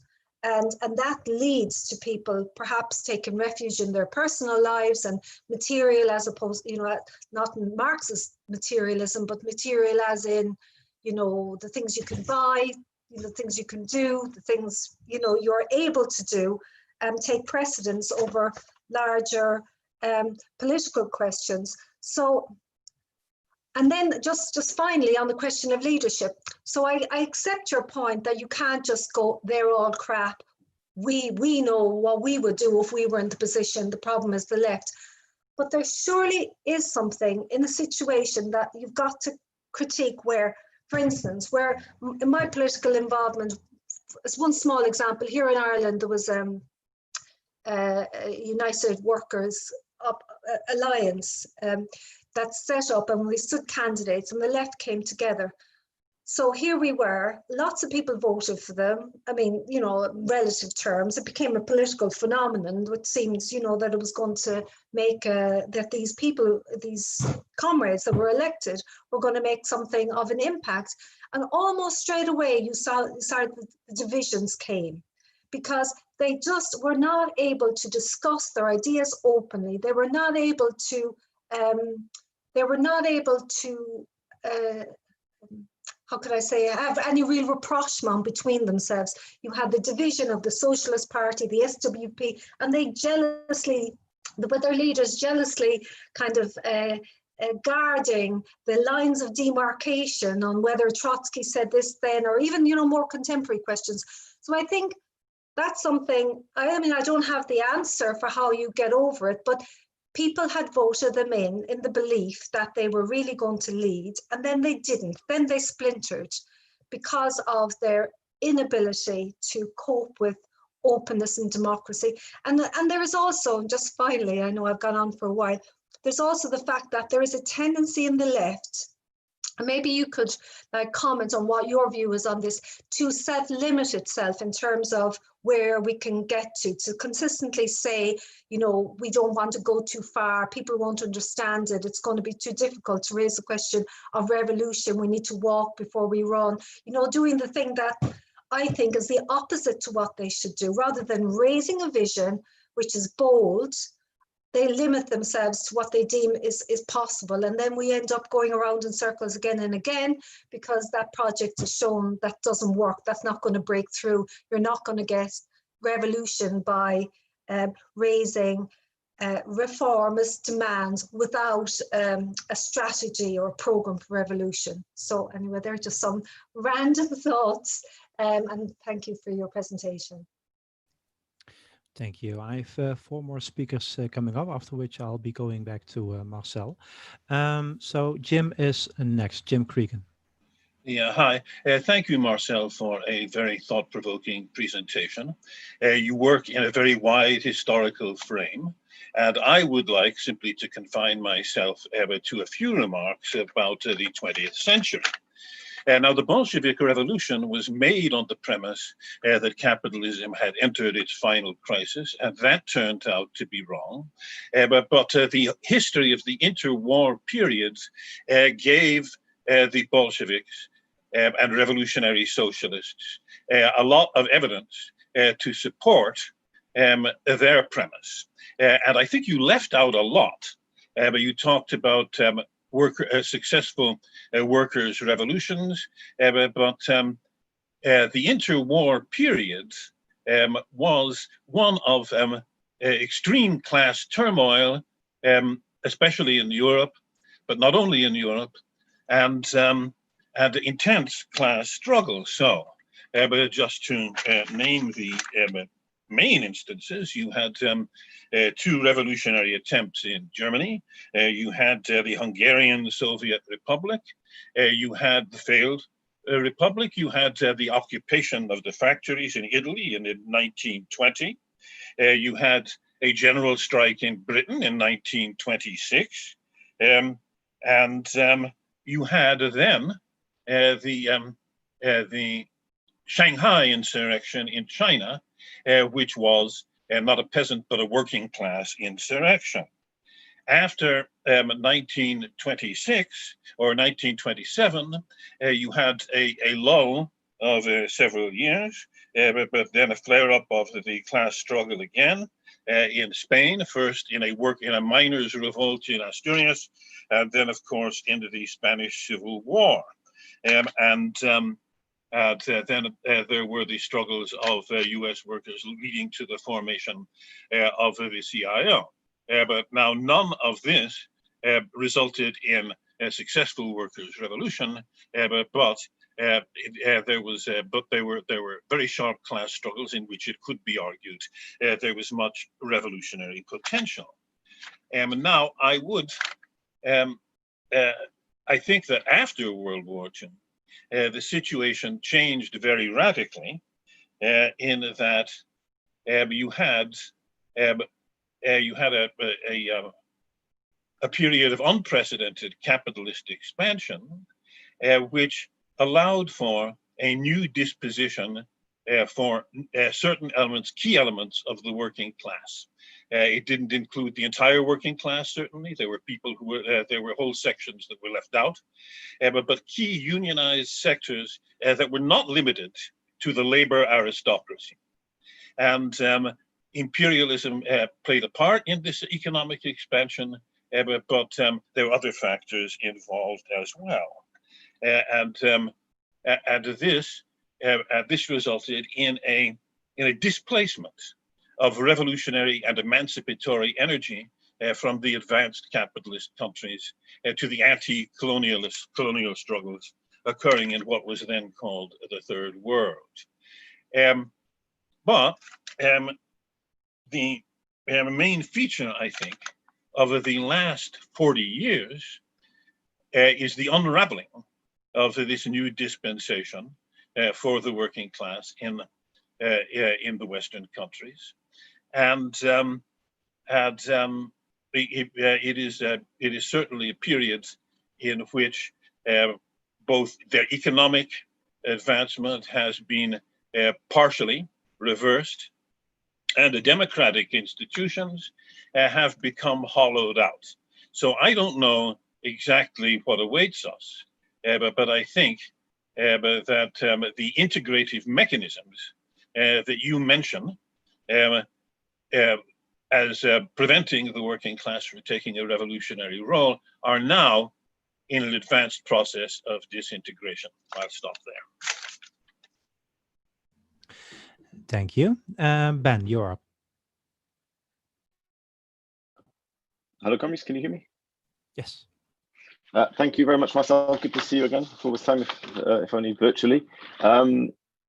Yeah, just a few kind of random points bouncing off the discussion. Firstly, on Germany and the question, I think in your presentation you referred to it briefly via, if I'm not mistaken, if I remember correctly, Perry Anderson talking about, okay, this was kind of a revolution that flowed from, as in Austria, the Austrian Empire, a military collapse fundamentally, and that's how that was accounted for.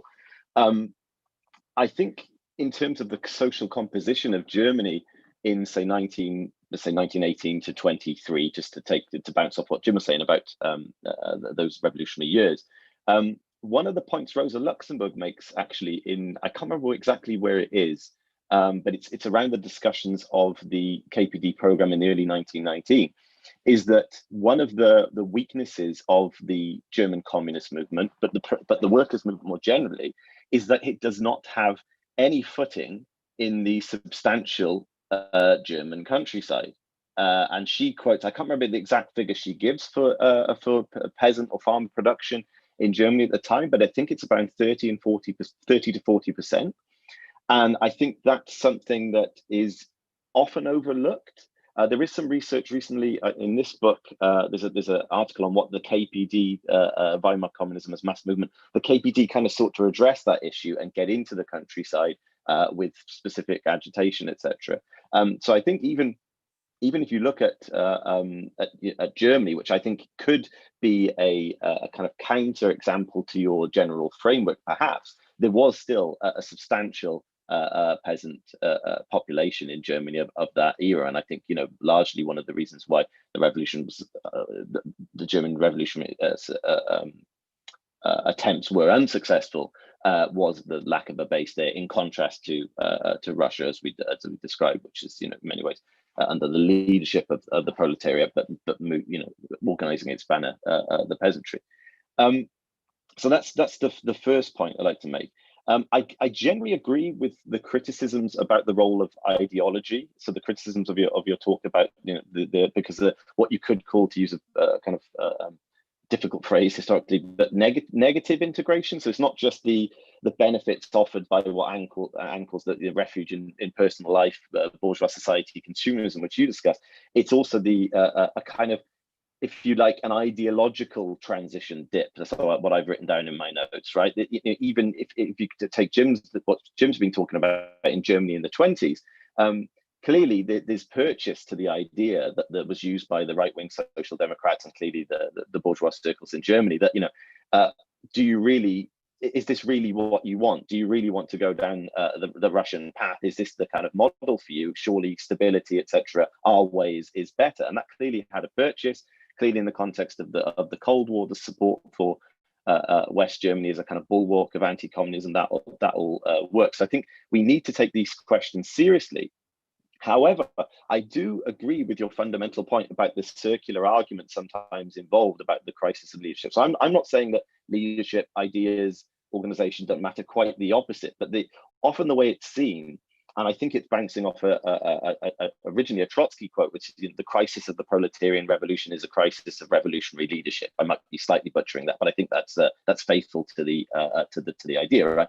And I do wonder, clearly, looking from today's perspective, there's something much deeper than that, right? And you can look for it structurally. It's clearly overdetermined, as a word that's been used at this university many times. There's clearly a lot going on there. So I don't think, as you say, nothing should be taboo in trying to theorize this and trying to get our heads around it, because there is a circularity involved in the argument. And I completely agree with, I lost Jim in the middle, sorry, I think I disconnected, but the final point you're making about the integrated, you could talk about the positive integrative mechanisms of bourgeois society seem to be falling by the wayside, at least for now. Who knows what happens, in years to come, but clearly that whole consensus has been falling apart steadily. Seems to be accelerated as a process now, but I do still think, and kind of bouncing off Anne here, there is that long shadow of the Stalinist experience, the general indifference to any notion really that there is a possible alternative. And in that sense, can someone really be blamed for thinking like that? And I think we do need to get our heads around this question. It's not to say revolution isn't possible, it isn't necessary, far from it. But it is something that I think, I'm sorry, this is the first contribution I've made to this university, this week, this family stuff. But from what I've been hearing in some of the discussions, is this paradox of, nothing. We're not going to create much of a breakthrough until we establish some kind of international party movement of substantial sections of the working class around the ideas. But in order to do that, something needs to change somewhere in order for even those ideas perhaps to fall on more fertile ground. I think comrades would generally be accepting of that idea. But then when things move, as we've also discussed in the class, clearly then what tends to happen is that those movements find expression in the already existing corrupted, ideologically rotten, compromised, integrated organizations, whether they be the CPI, CPIM in India, or the Labour Party, etc. here with the brief flurry we've had. So these are very difficult questions. And I do think it is important to pose them in that way. So in my last point, without saying Marcel answer the $1 million question, but how does this maybe relate to your idea? Because at Communist University, I think 2 years ago, you were discussing, you were giving a kind of sociological overview of the working class as a class where it is today. It is the majority class, but organization is low. How do you think this this paradox of workers' revolutions could manifest itself in today's world, where as you alluded to in your presentation, the working class is a majority class globally? That doesn't mean there aren't substantial non-proletarian layers, even in your broader global labor history definition of the working class. How do these things potentially fit together? Because it seems to me that while I might not be overall convinced by the overall argument, the questions that you're posing maybe do give us a chance to pause and think about how to get our heads around this dilemma about how can we make a breakthrough at a time when things are so clearly falling apart. But you look in Britain when all of us on Zoom could have probably organised a better response to COVID, but the Tories are at 54, in the poll. So this is a paradox. How will it last? I don't know, but I'd like to throw that to you and see how this fits into your assessment of the working class today. Thank you, Colin. Thank you. I have John Smith coming up now after Jim Cook, and then I'll be returning to Marcel. Hello, thank you. And thank you very much, Marcel, for your very interesting presentation. And I look forward to meeting you in Amsterdam in a few weeks. Just 2 points I want to make. First of all, I want you to consider the contrast between these two very brief quotes. First, from the Communist Manifesto, where it says that the socialist revolution, where it says, the proletariat of each country must, of course, first of all, settle matters with its own bourgeoisie. The struggle of the proletariat with the bourgeoisie is at first a national struggle. Compare that with what Lenin said about 60 years later. The socialist revolution will not be solely or chiefly a struggle of the revolutionary proletarians in each country against their own bourgeoisie. No, it will be a struggle of all of the colonies and countries oppressed by imperialism, of all dependent countries against international imperialism. And then I think we have a quote here I'd like to just give you from Walter Rodney, which really sort of connects those two together. He says that ever since the mid-19th century, this is Walter Rodney speaking in his great book, How Europe Underdeveloped Africa. Ever since the mid-19th century, Marx had predicted class collision would come in the form of revolution in which workers would emerge victorious.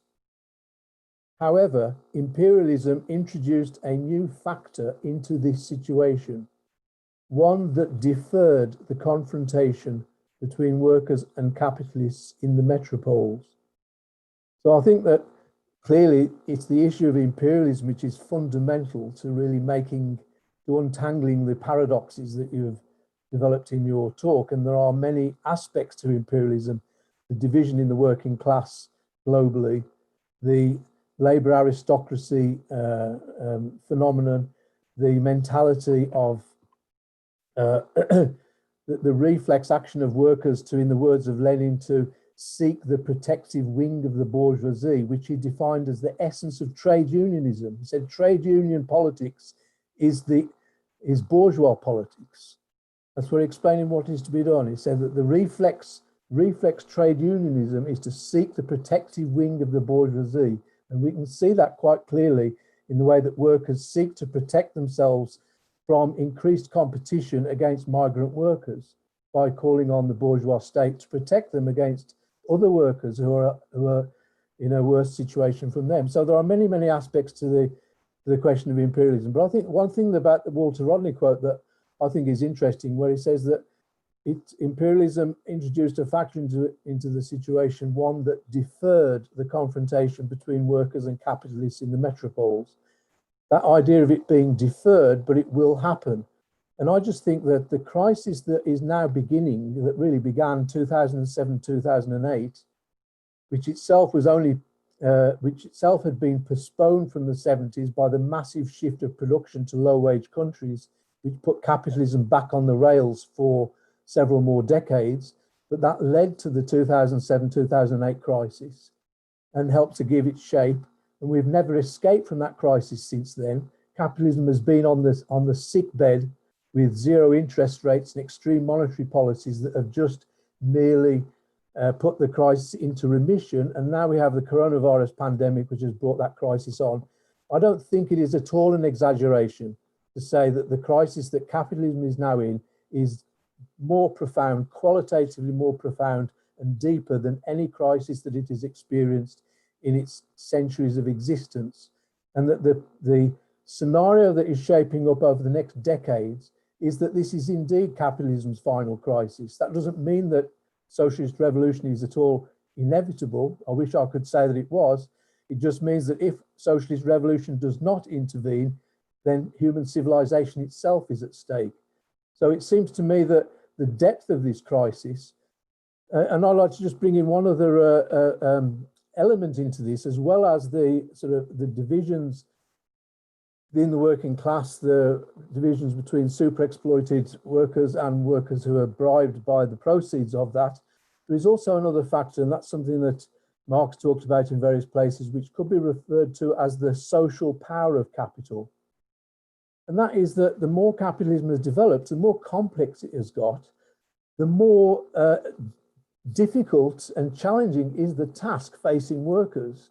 That if we are going to establish our dictatorship and use that power to wrest by degrees control of the economy from the capitalists, we now need to do this on a global scale. We need to win scientists to our side. All of the increasing complexity of capitalism and its global integration actually increases the complexity of the tasks facing the working class. What does workers' control mean in the context of globalized production? But I would put on the other side of that, that the depth of the crisis of capitalism itself is the other factor to take into account. The more that capital controls medicine and health and science and so on, the more they have to take responsibility for their crisis.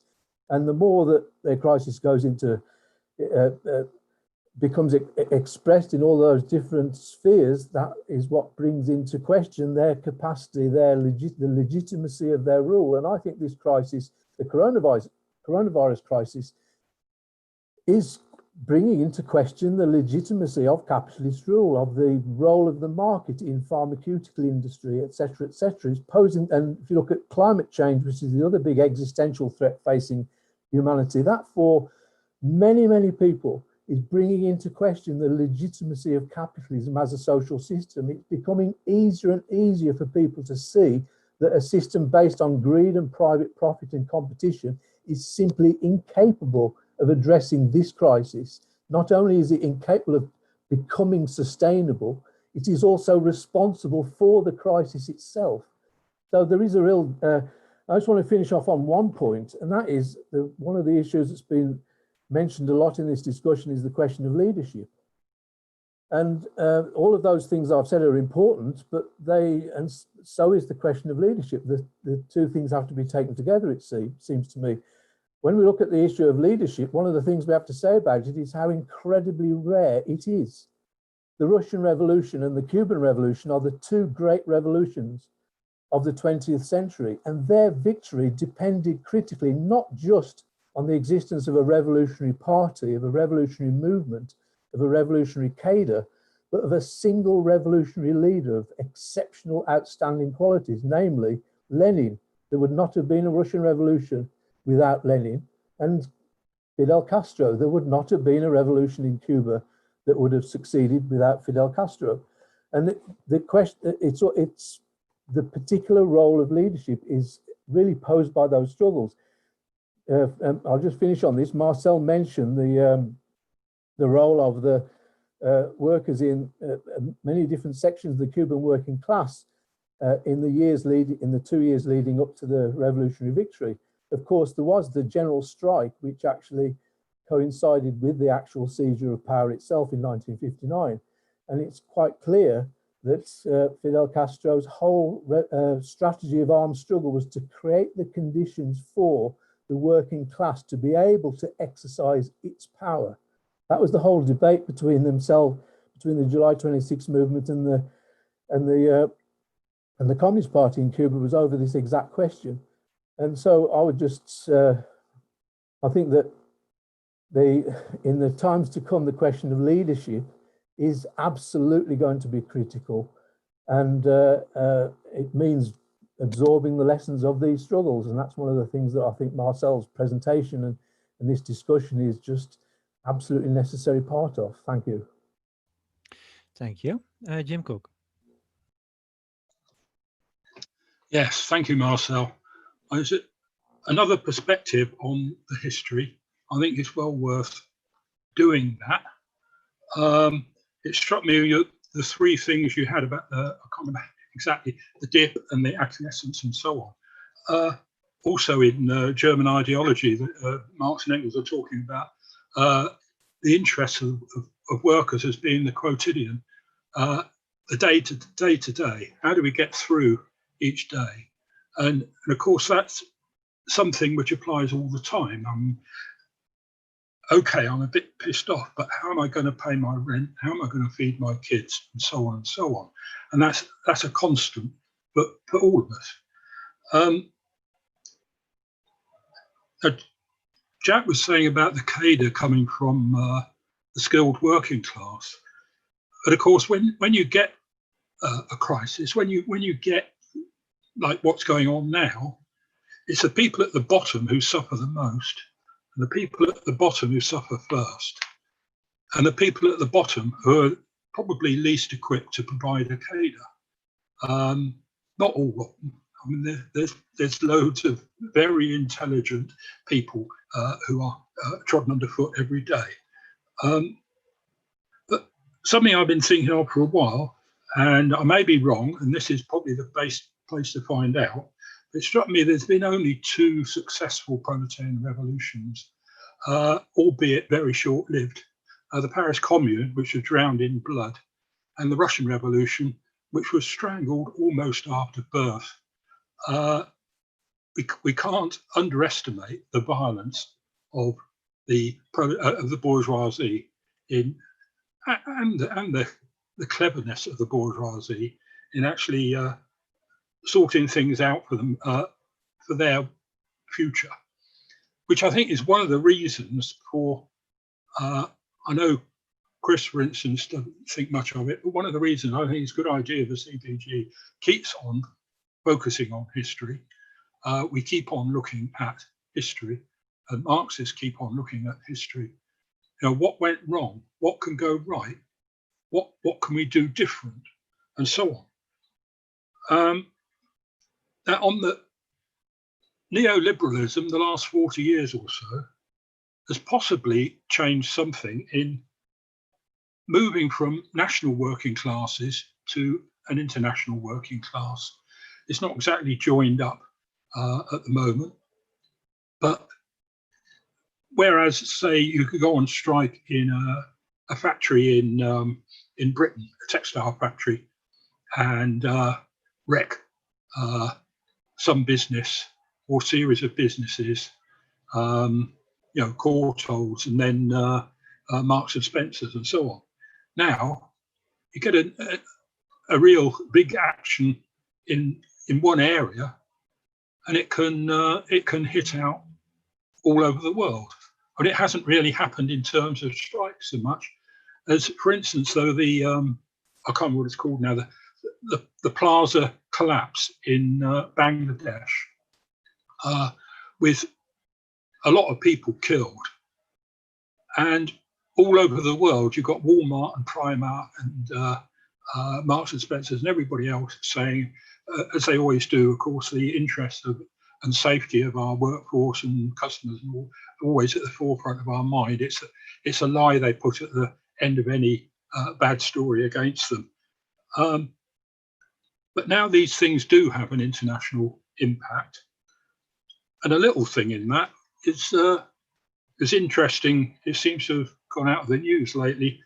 The way that some Chinese students made the mistake of actually seriously taking Marx seriously, and ending up in prison as a result.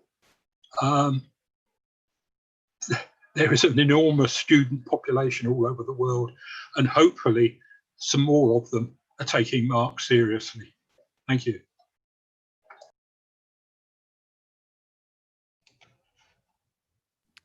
Thank you. Marcel, would you like to come back? Yes, sure. Well, I can, of course, not go into all the many contributions and thoughts.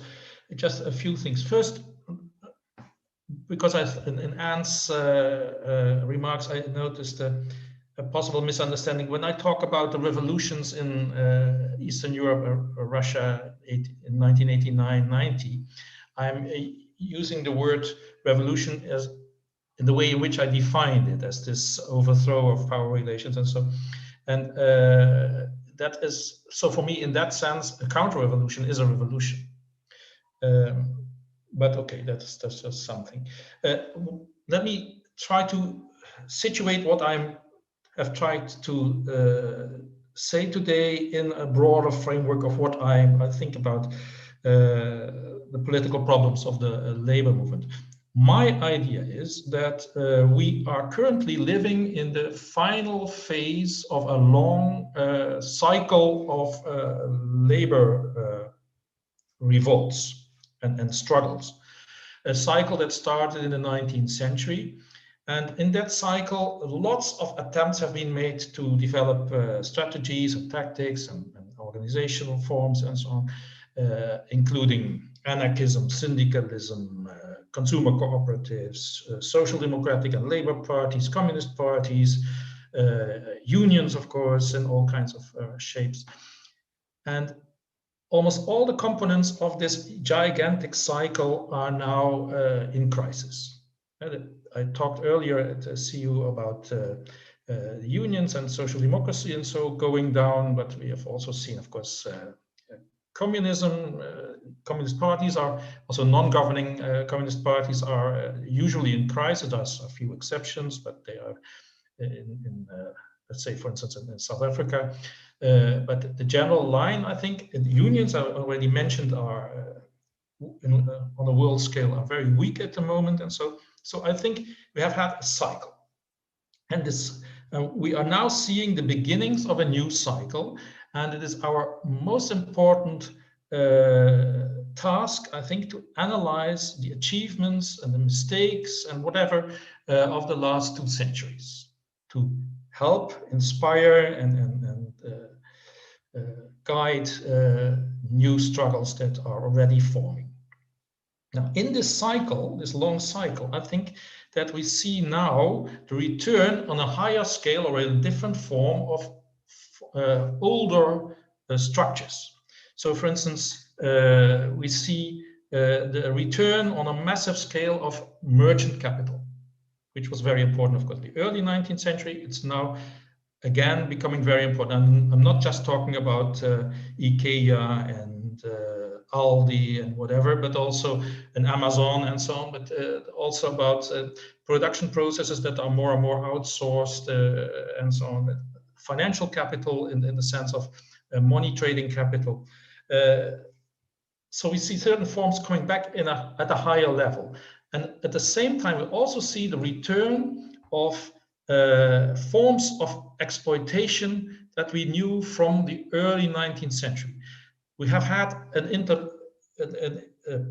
interval, how to call this, a period of 80 years or so in which we had a reduction of precarious labor relations with the standard employment relationship in advanced capitalism and so on. We see now the breaking down of this standard employment relationship again, and the return in different forms, of course, of precarious labor relations that we had in the 19th century. So all these things, somehow there was an intermediary period of welfare states, and so for a small part of the world, let's say 20-25% of the world population had a welfare state with Fordist arrangements and prosperity, relatively speaking. That is now being broken down gradually again, because the normal stage and the normal structure in capitalism is insecurity and precariousness. And the real question we would have to ask is, why was it possible that for a short while, in a relatively small part of the world, we had another situation? An exceptional situation under capitalist circumstances. And in this context, we also can then see the whole problem of revolution. I think that indeed now we see the breaking down of these mechanisms that I have described as possible explanations for the absence of revolutionary situations in advanced capitalism. And indeed, as Anne also said, precarity is a very important thing which may change relations. The whole, and also, of course, related with this, there's what she mentioned, the problem of disempowerment, the feeling of this being disempowered, which is our primary task, I think, is now to change that, and that means that we need different kinds of organizations than we have at the moment. The current trade union movement is not fit for that kind of task. That will have to be changes of a significant size. Another thing is that if we want to really create new situations of intensified struggle and of pre-revolutionary, revolutionary situations, we need also appealing models. For a while, of course, the Soviet Union was the model. Even for those people who did not believe that the Soviet Union was socialist, it was still possible to use the Soviet Union as an example to say, well, you see, another approach is possible. That has disappeared the last 30 years. We need a new kind of appealing model. And for that, I think it is important that we develop ideas about a feasible socialism. Not necessarily in the sense of Alec Nove, but we have to think about this very seriously. And one of the things that I believe are crucial here are the idea that we develop more self-confident people, that we are creating forms of self-organization, of autogestion, or whatever we call it, so that people learn to trust themselves and not just only the leaders. This brings me to the leaders. I think that leaders are very important, as John has also said, but they can only shine and play their crucial role in certain situations. And these certain situations did just not happen in advanced capitalism. And maybe if we have, if this downward movement of capitalism is continuing, there will be new possibilities for leaders to play their crucial role. I think that I should leave it at that for the moment. Thank you.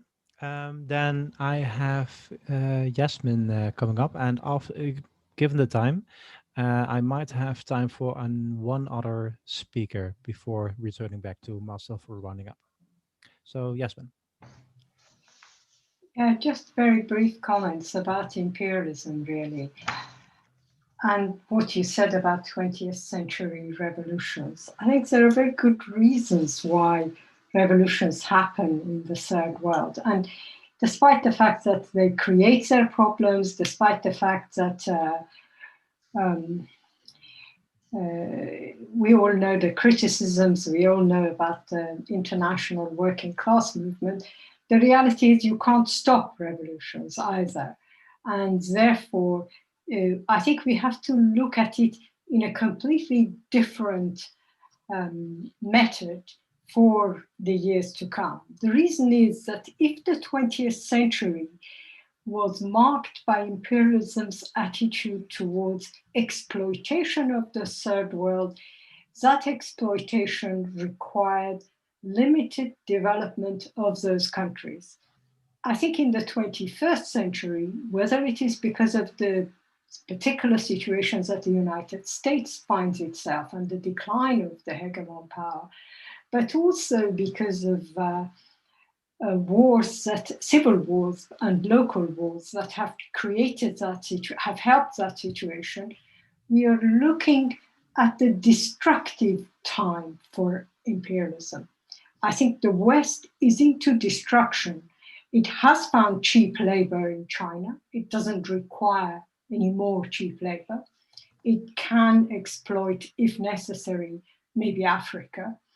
That leaves, if you like, the working class in the third world in an extremely precarious situation. COVID-19 apart, that will make things even worse. And there you have a situation which existed in the 20th century, but now is probably worse, where the niceties of advanced capitalist countries do not exist. The state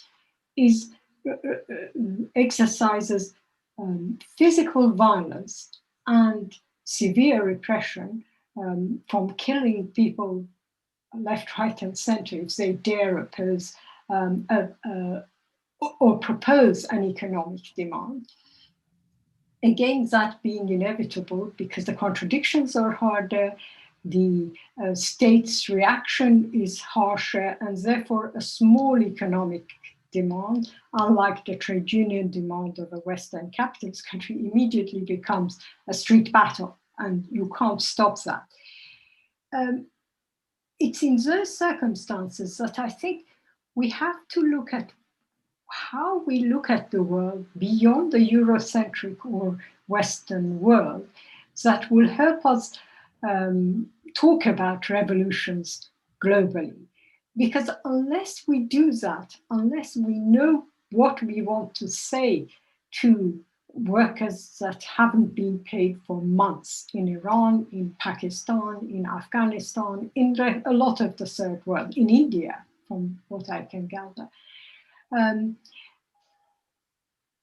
We are in a very, if you like, someone put a comment for me, it was a bit of an Orientalist type talks, but about somebody else's talk. But we are in a situation where we are really very Eurocentric in our approach to global revolutions. And here I understand the frustration, for example, with the defeats of the Iranian Revolution, the Third World Revolutions, and so on. The reality is that none of those, and I know Marcel didn't mean it, but none of those were workers' revolution.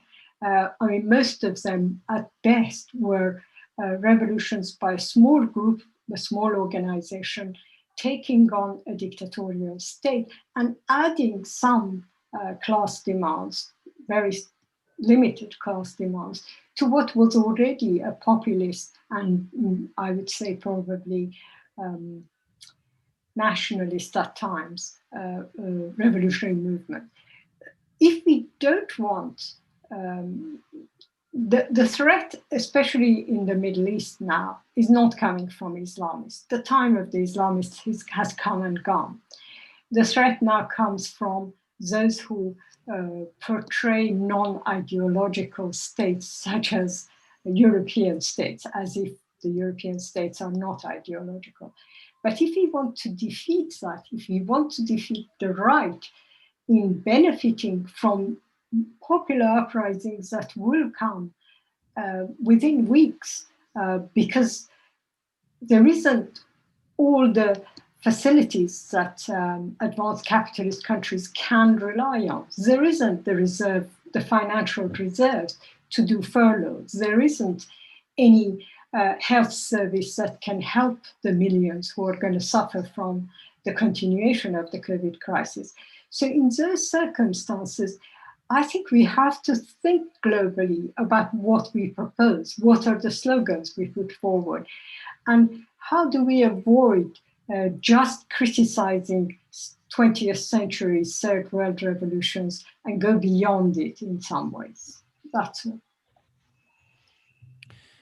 Thank you, Yasmin. I have one other contributor for a second time, Mike McNair. Please limit your second contribution to 4 minutes. Thank you. Okay, this is just, I guess, in response to mainly to Marcel's most recent contribution, and then to some extent also to Yasmin's.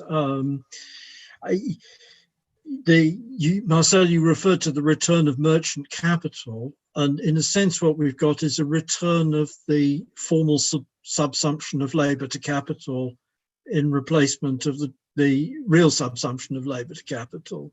That is to say that we've got a big-scale return to the worker being expected to own their own equipment, as in the guys who do delivery driving and quite a lot of people who do cleaning work, and to putting out.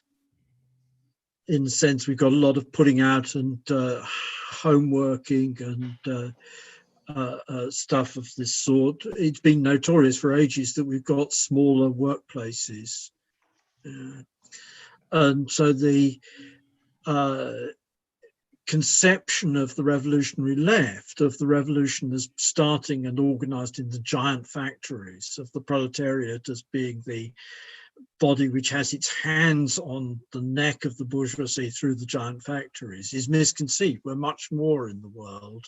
We're in a world, as you said, which is much more like the early 19th century. You asked the question, how did it come about that we got the concessions which were made? And the answer fairly clearly is we got the concessions which were made because of Ned Ludd and Captain Swing and the arson campaign of the 1830s and Chartism and the threat of constitutional the threat of a movement for constitutional change. Boyd Hilton's book, A Mad, Bad and Dangerous People, is about how all the mid-19th century reforms were introduced because the bourgeoisie was scared of revolution. And the same is true of Bismarck's changes in Germany is a response to 1848 and whole load of stuff of that. But the problem is, and I guess this is relates to Yasmin's point, but also actually to Chris Barrett's point, it's still the case that you need organisation.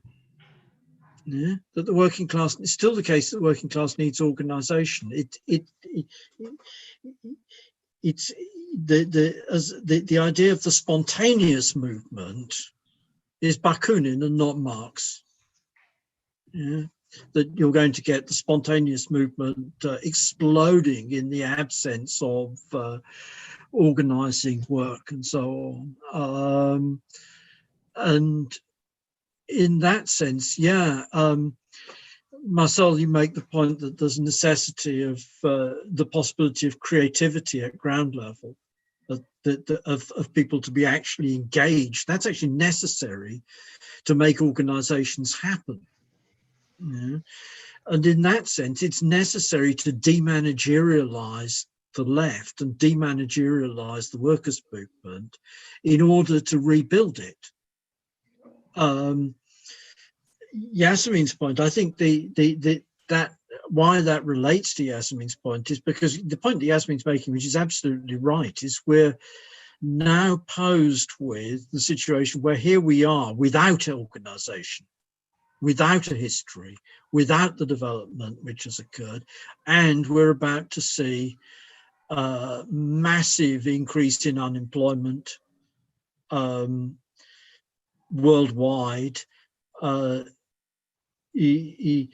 enormous wave of evictions that's already being predicted for the United States. It's almost certain to happen in this country, and so on and so forth.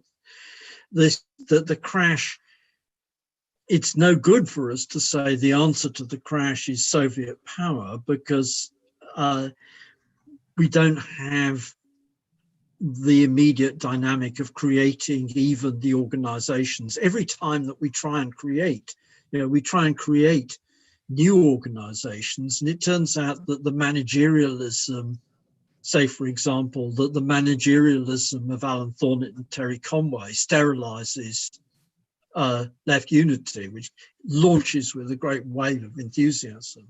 That 200,000, 500,000 people go into the Labour Party, and the managerialism of the straight left guys and Corbyn and his immediate associates sterilizes that movement, because it doesn't allow, it prohibits the actual organization at the grassroots level, which enables people to organize and so on and so forth. So that it's a real paradox in terms of, it seems to me, the core of how are we to respond to this crisis? Yeah. In essence, it seems to me, if we think of the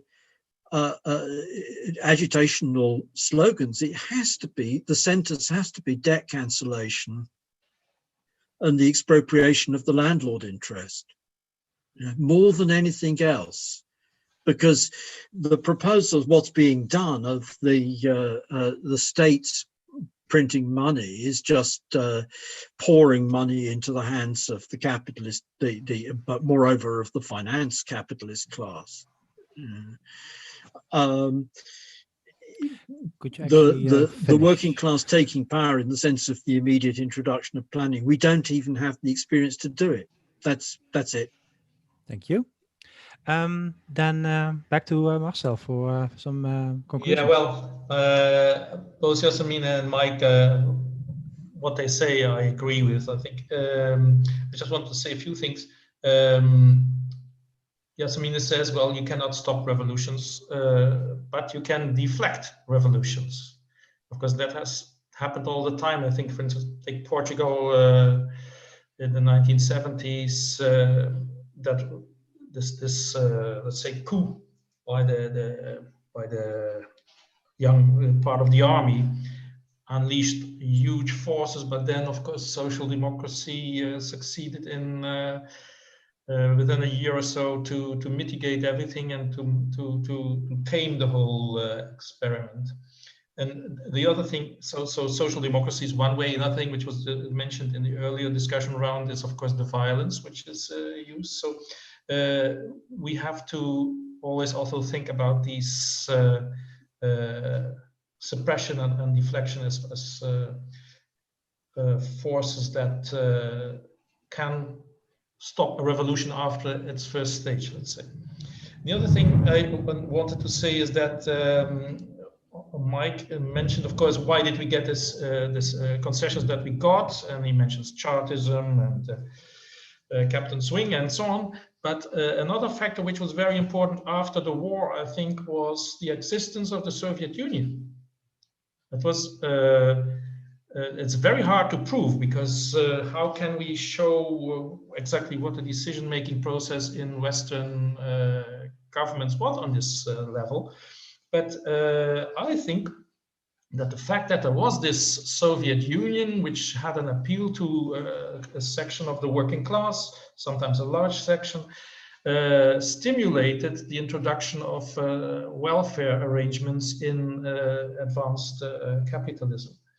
But anyway, so that has disappeared as well, the Soviet Union, and it created new possibilities for liberal forces. Final point, if we talk about the bad situation globally, as both Yasmin and Mike did, then it is also important to see that the statistics about un- and underemployment are totally wrong.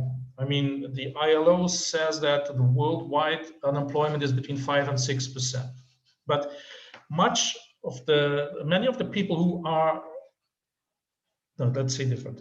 It is in many situations, in many countries, it is not possible to be unemployed, because then you die, because you cannot have any social arrangements, no welfare payment, whatever.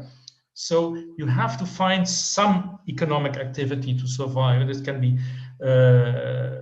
begging or prostitution or crime, but you have to find something.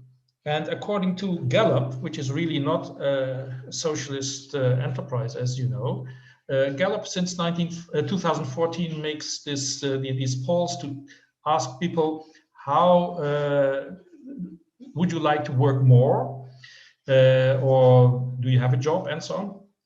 And 33% of all respondents in the whole world said that they would like to work more. And Gallup considers a decent job a job with one employer for 30 hours per week. So, and 33% of the people in the world do not have this and would like to have that, according to Gallup. So it means that the unemployment problem is enormous, and it is certainly, and this combined with precarialization shows that a large part of the world proletariat is in really dire straits and deep problem, and that is, I think, one of the main reasons why we should take action internationally. Thank you. Thank you. You've finished earlier than I expected, to be honest. Well done. Thank you for this introduction and discussion of the rest also of all the participants. Earlier on, I have called to comrades to like and invite for the Facebook page.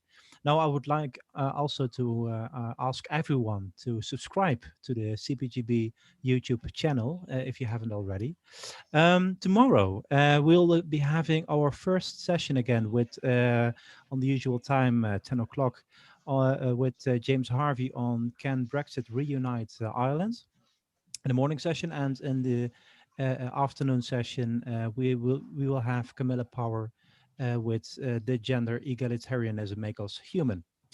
Again, we'll be having a beer and a digital version of the social that is in the Discord server, for which I'll be putting the link up right now.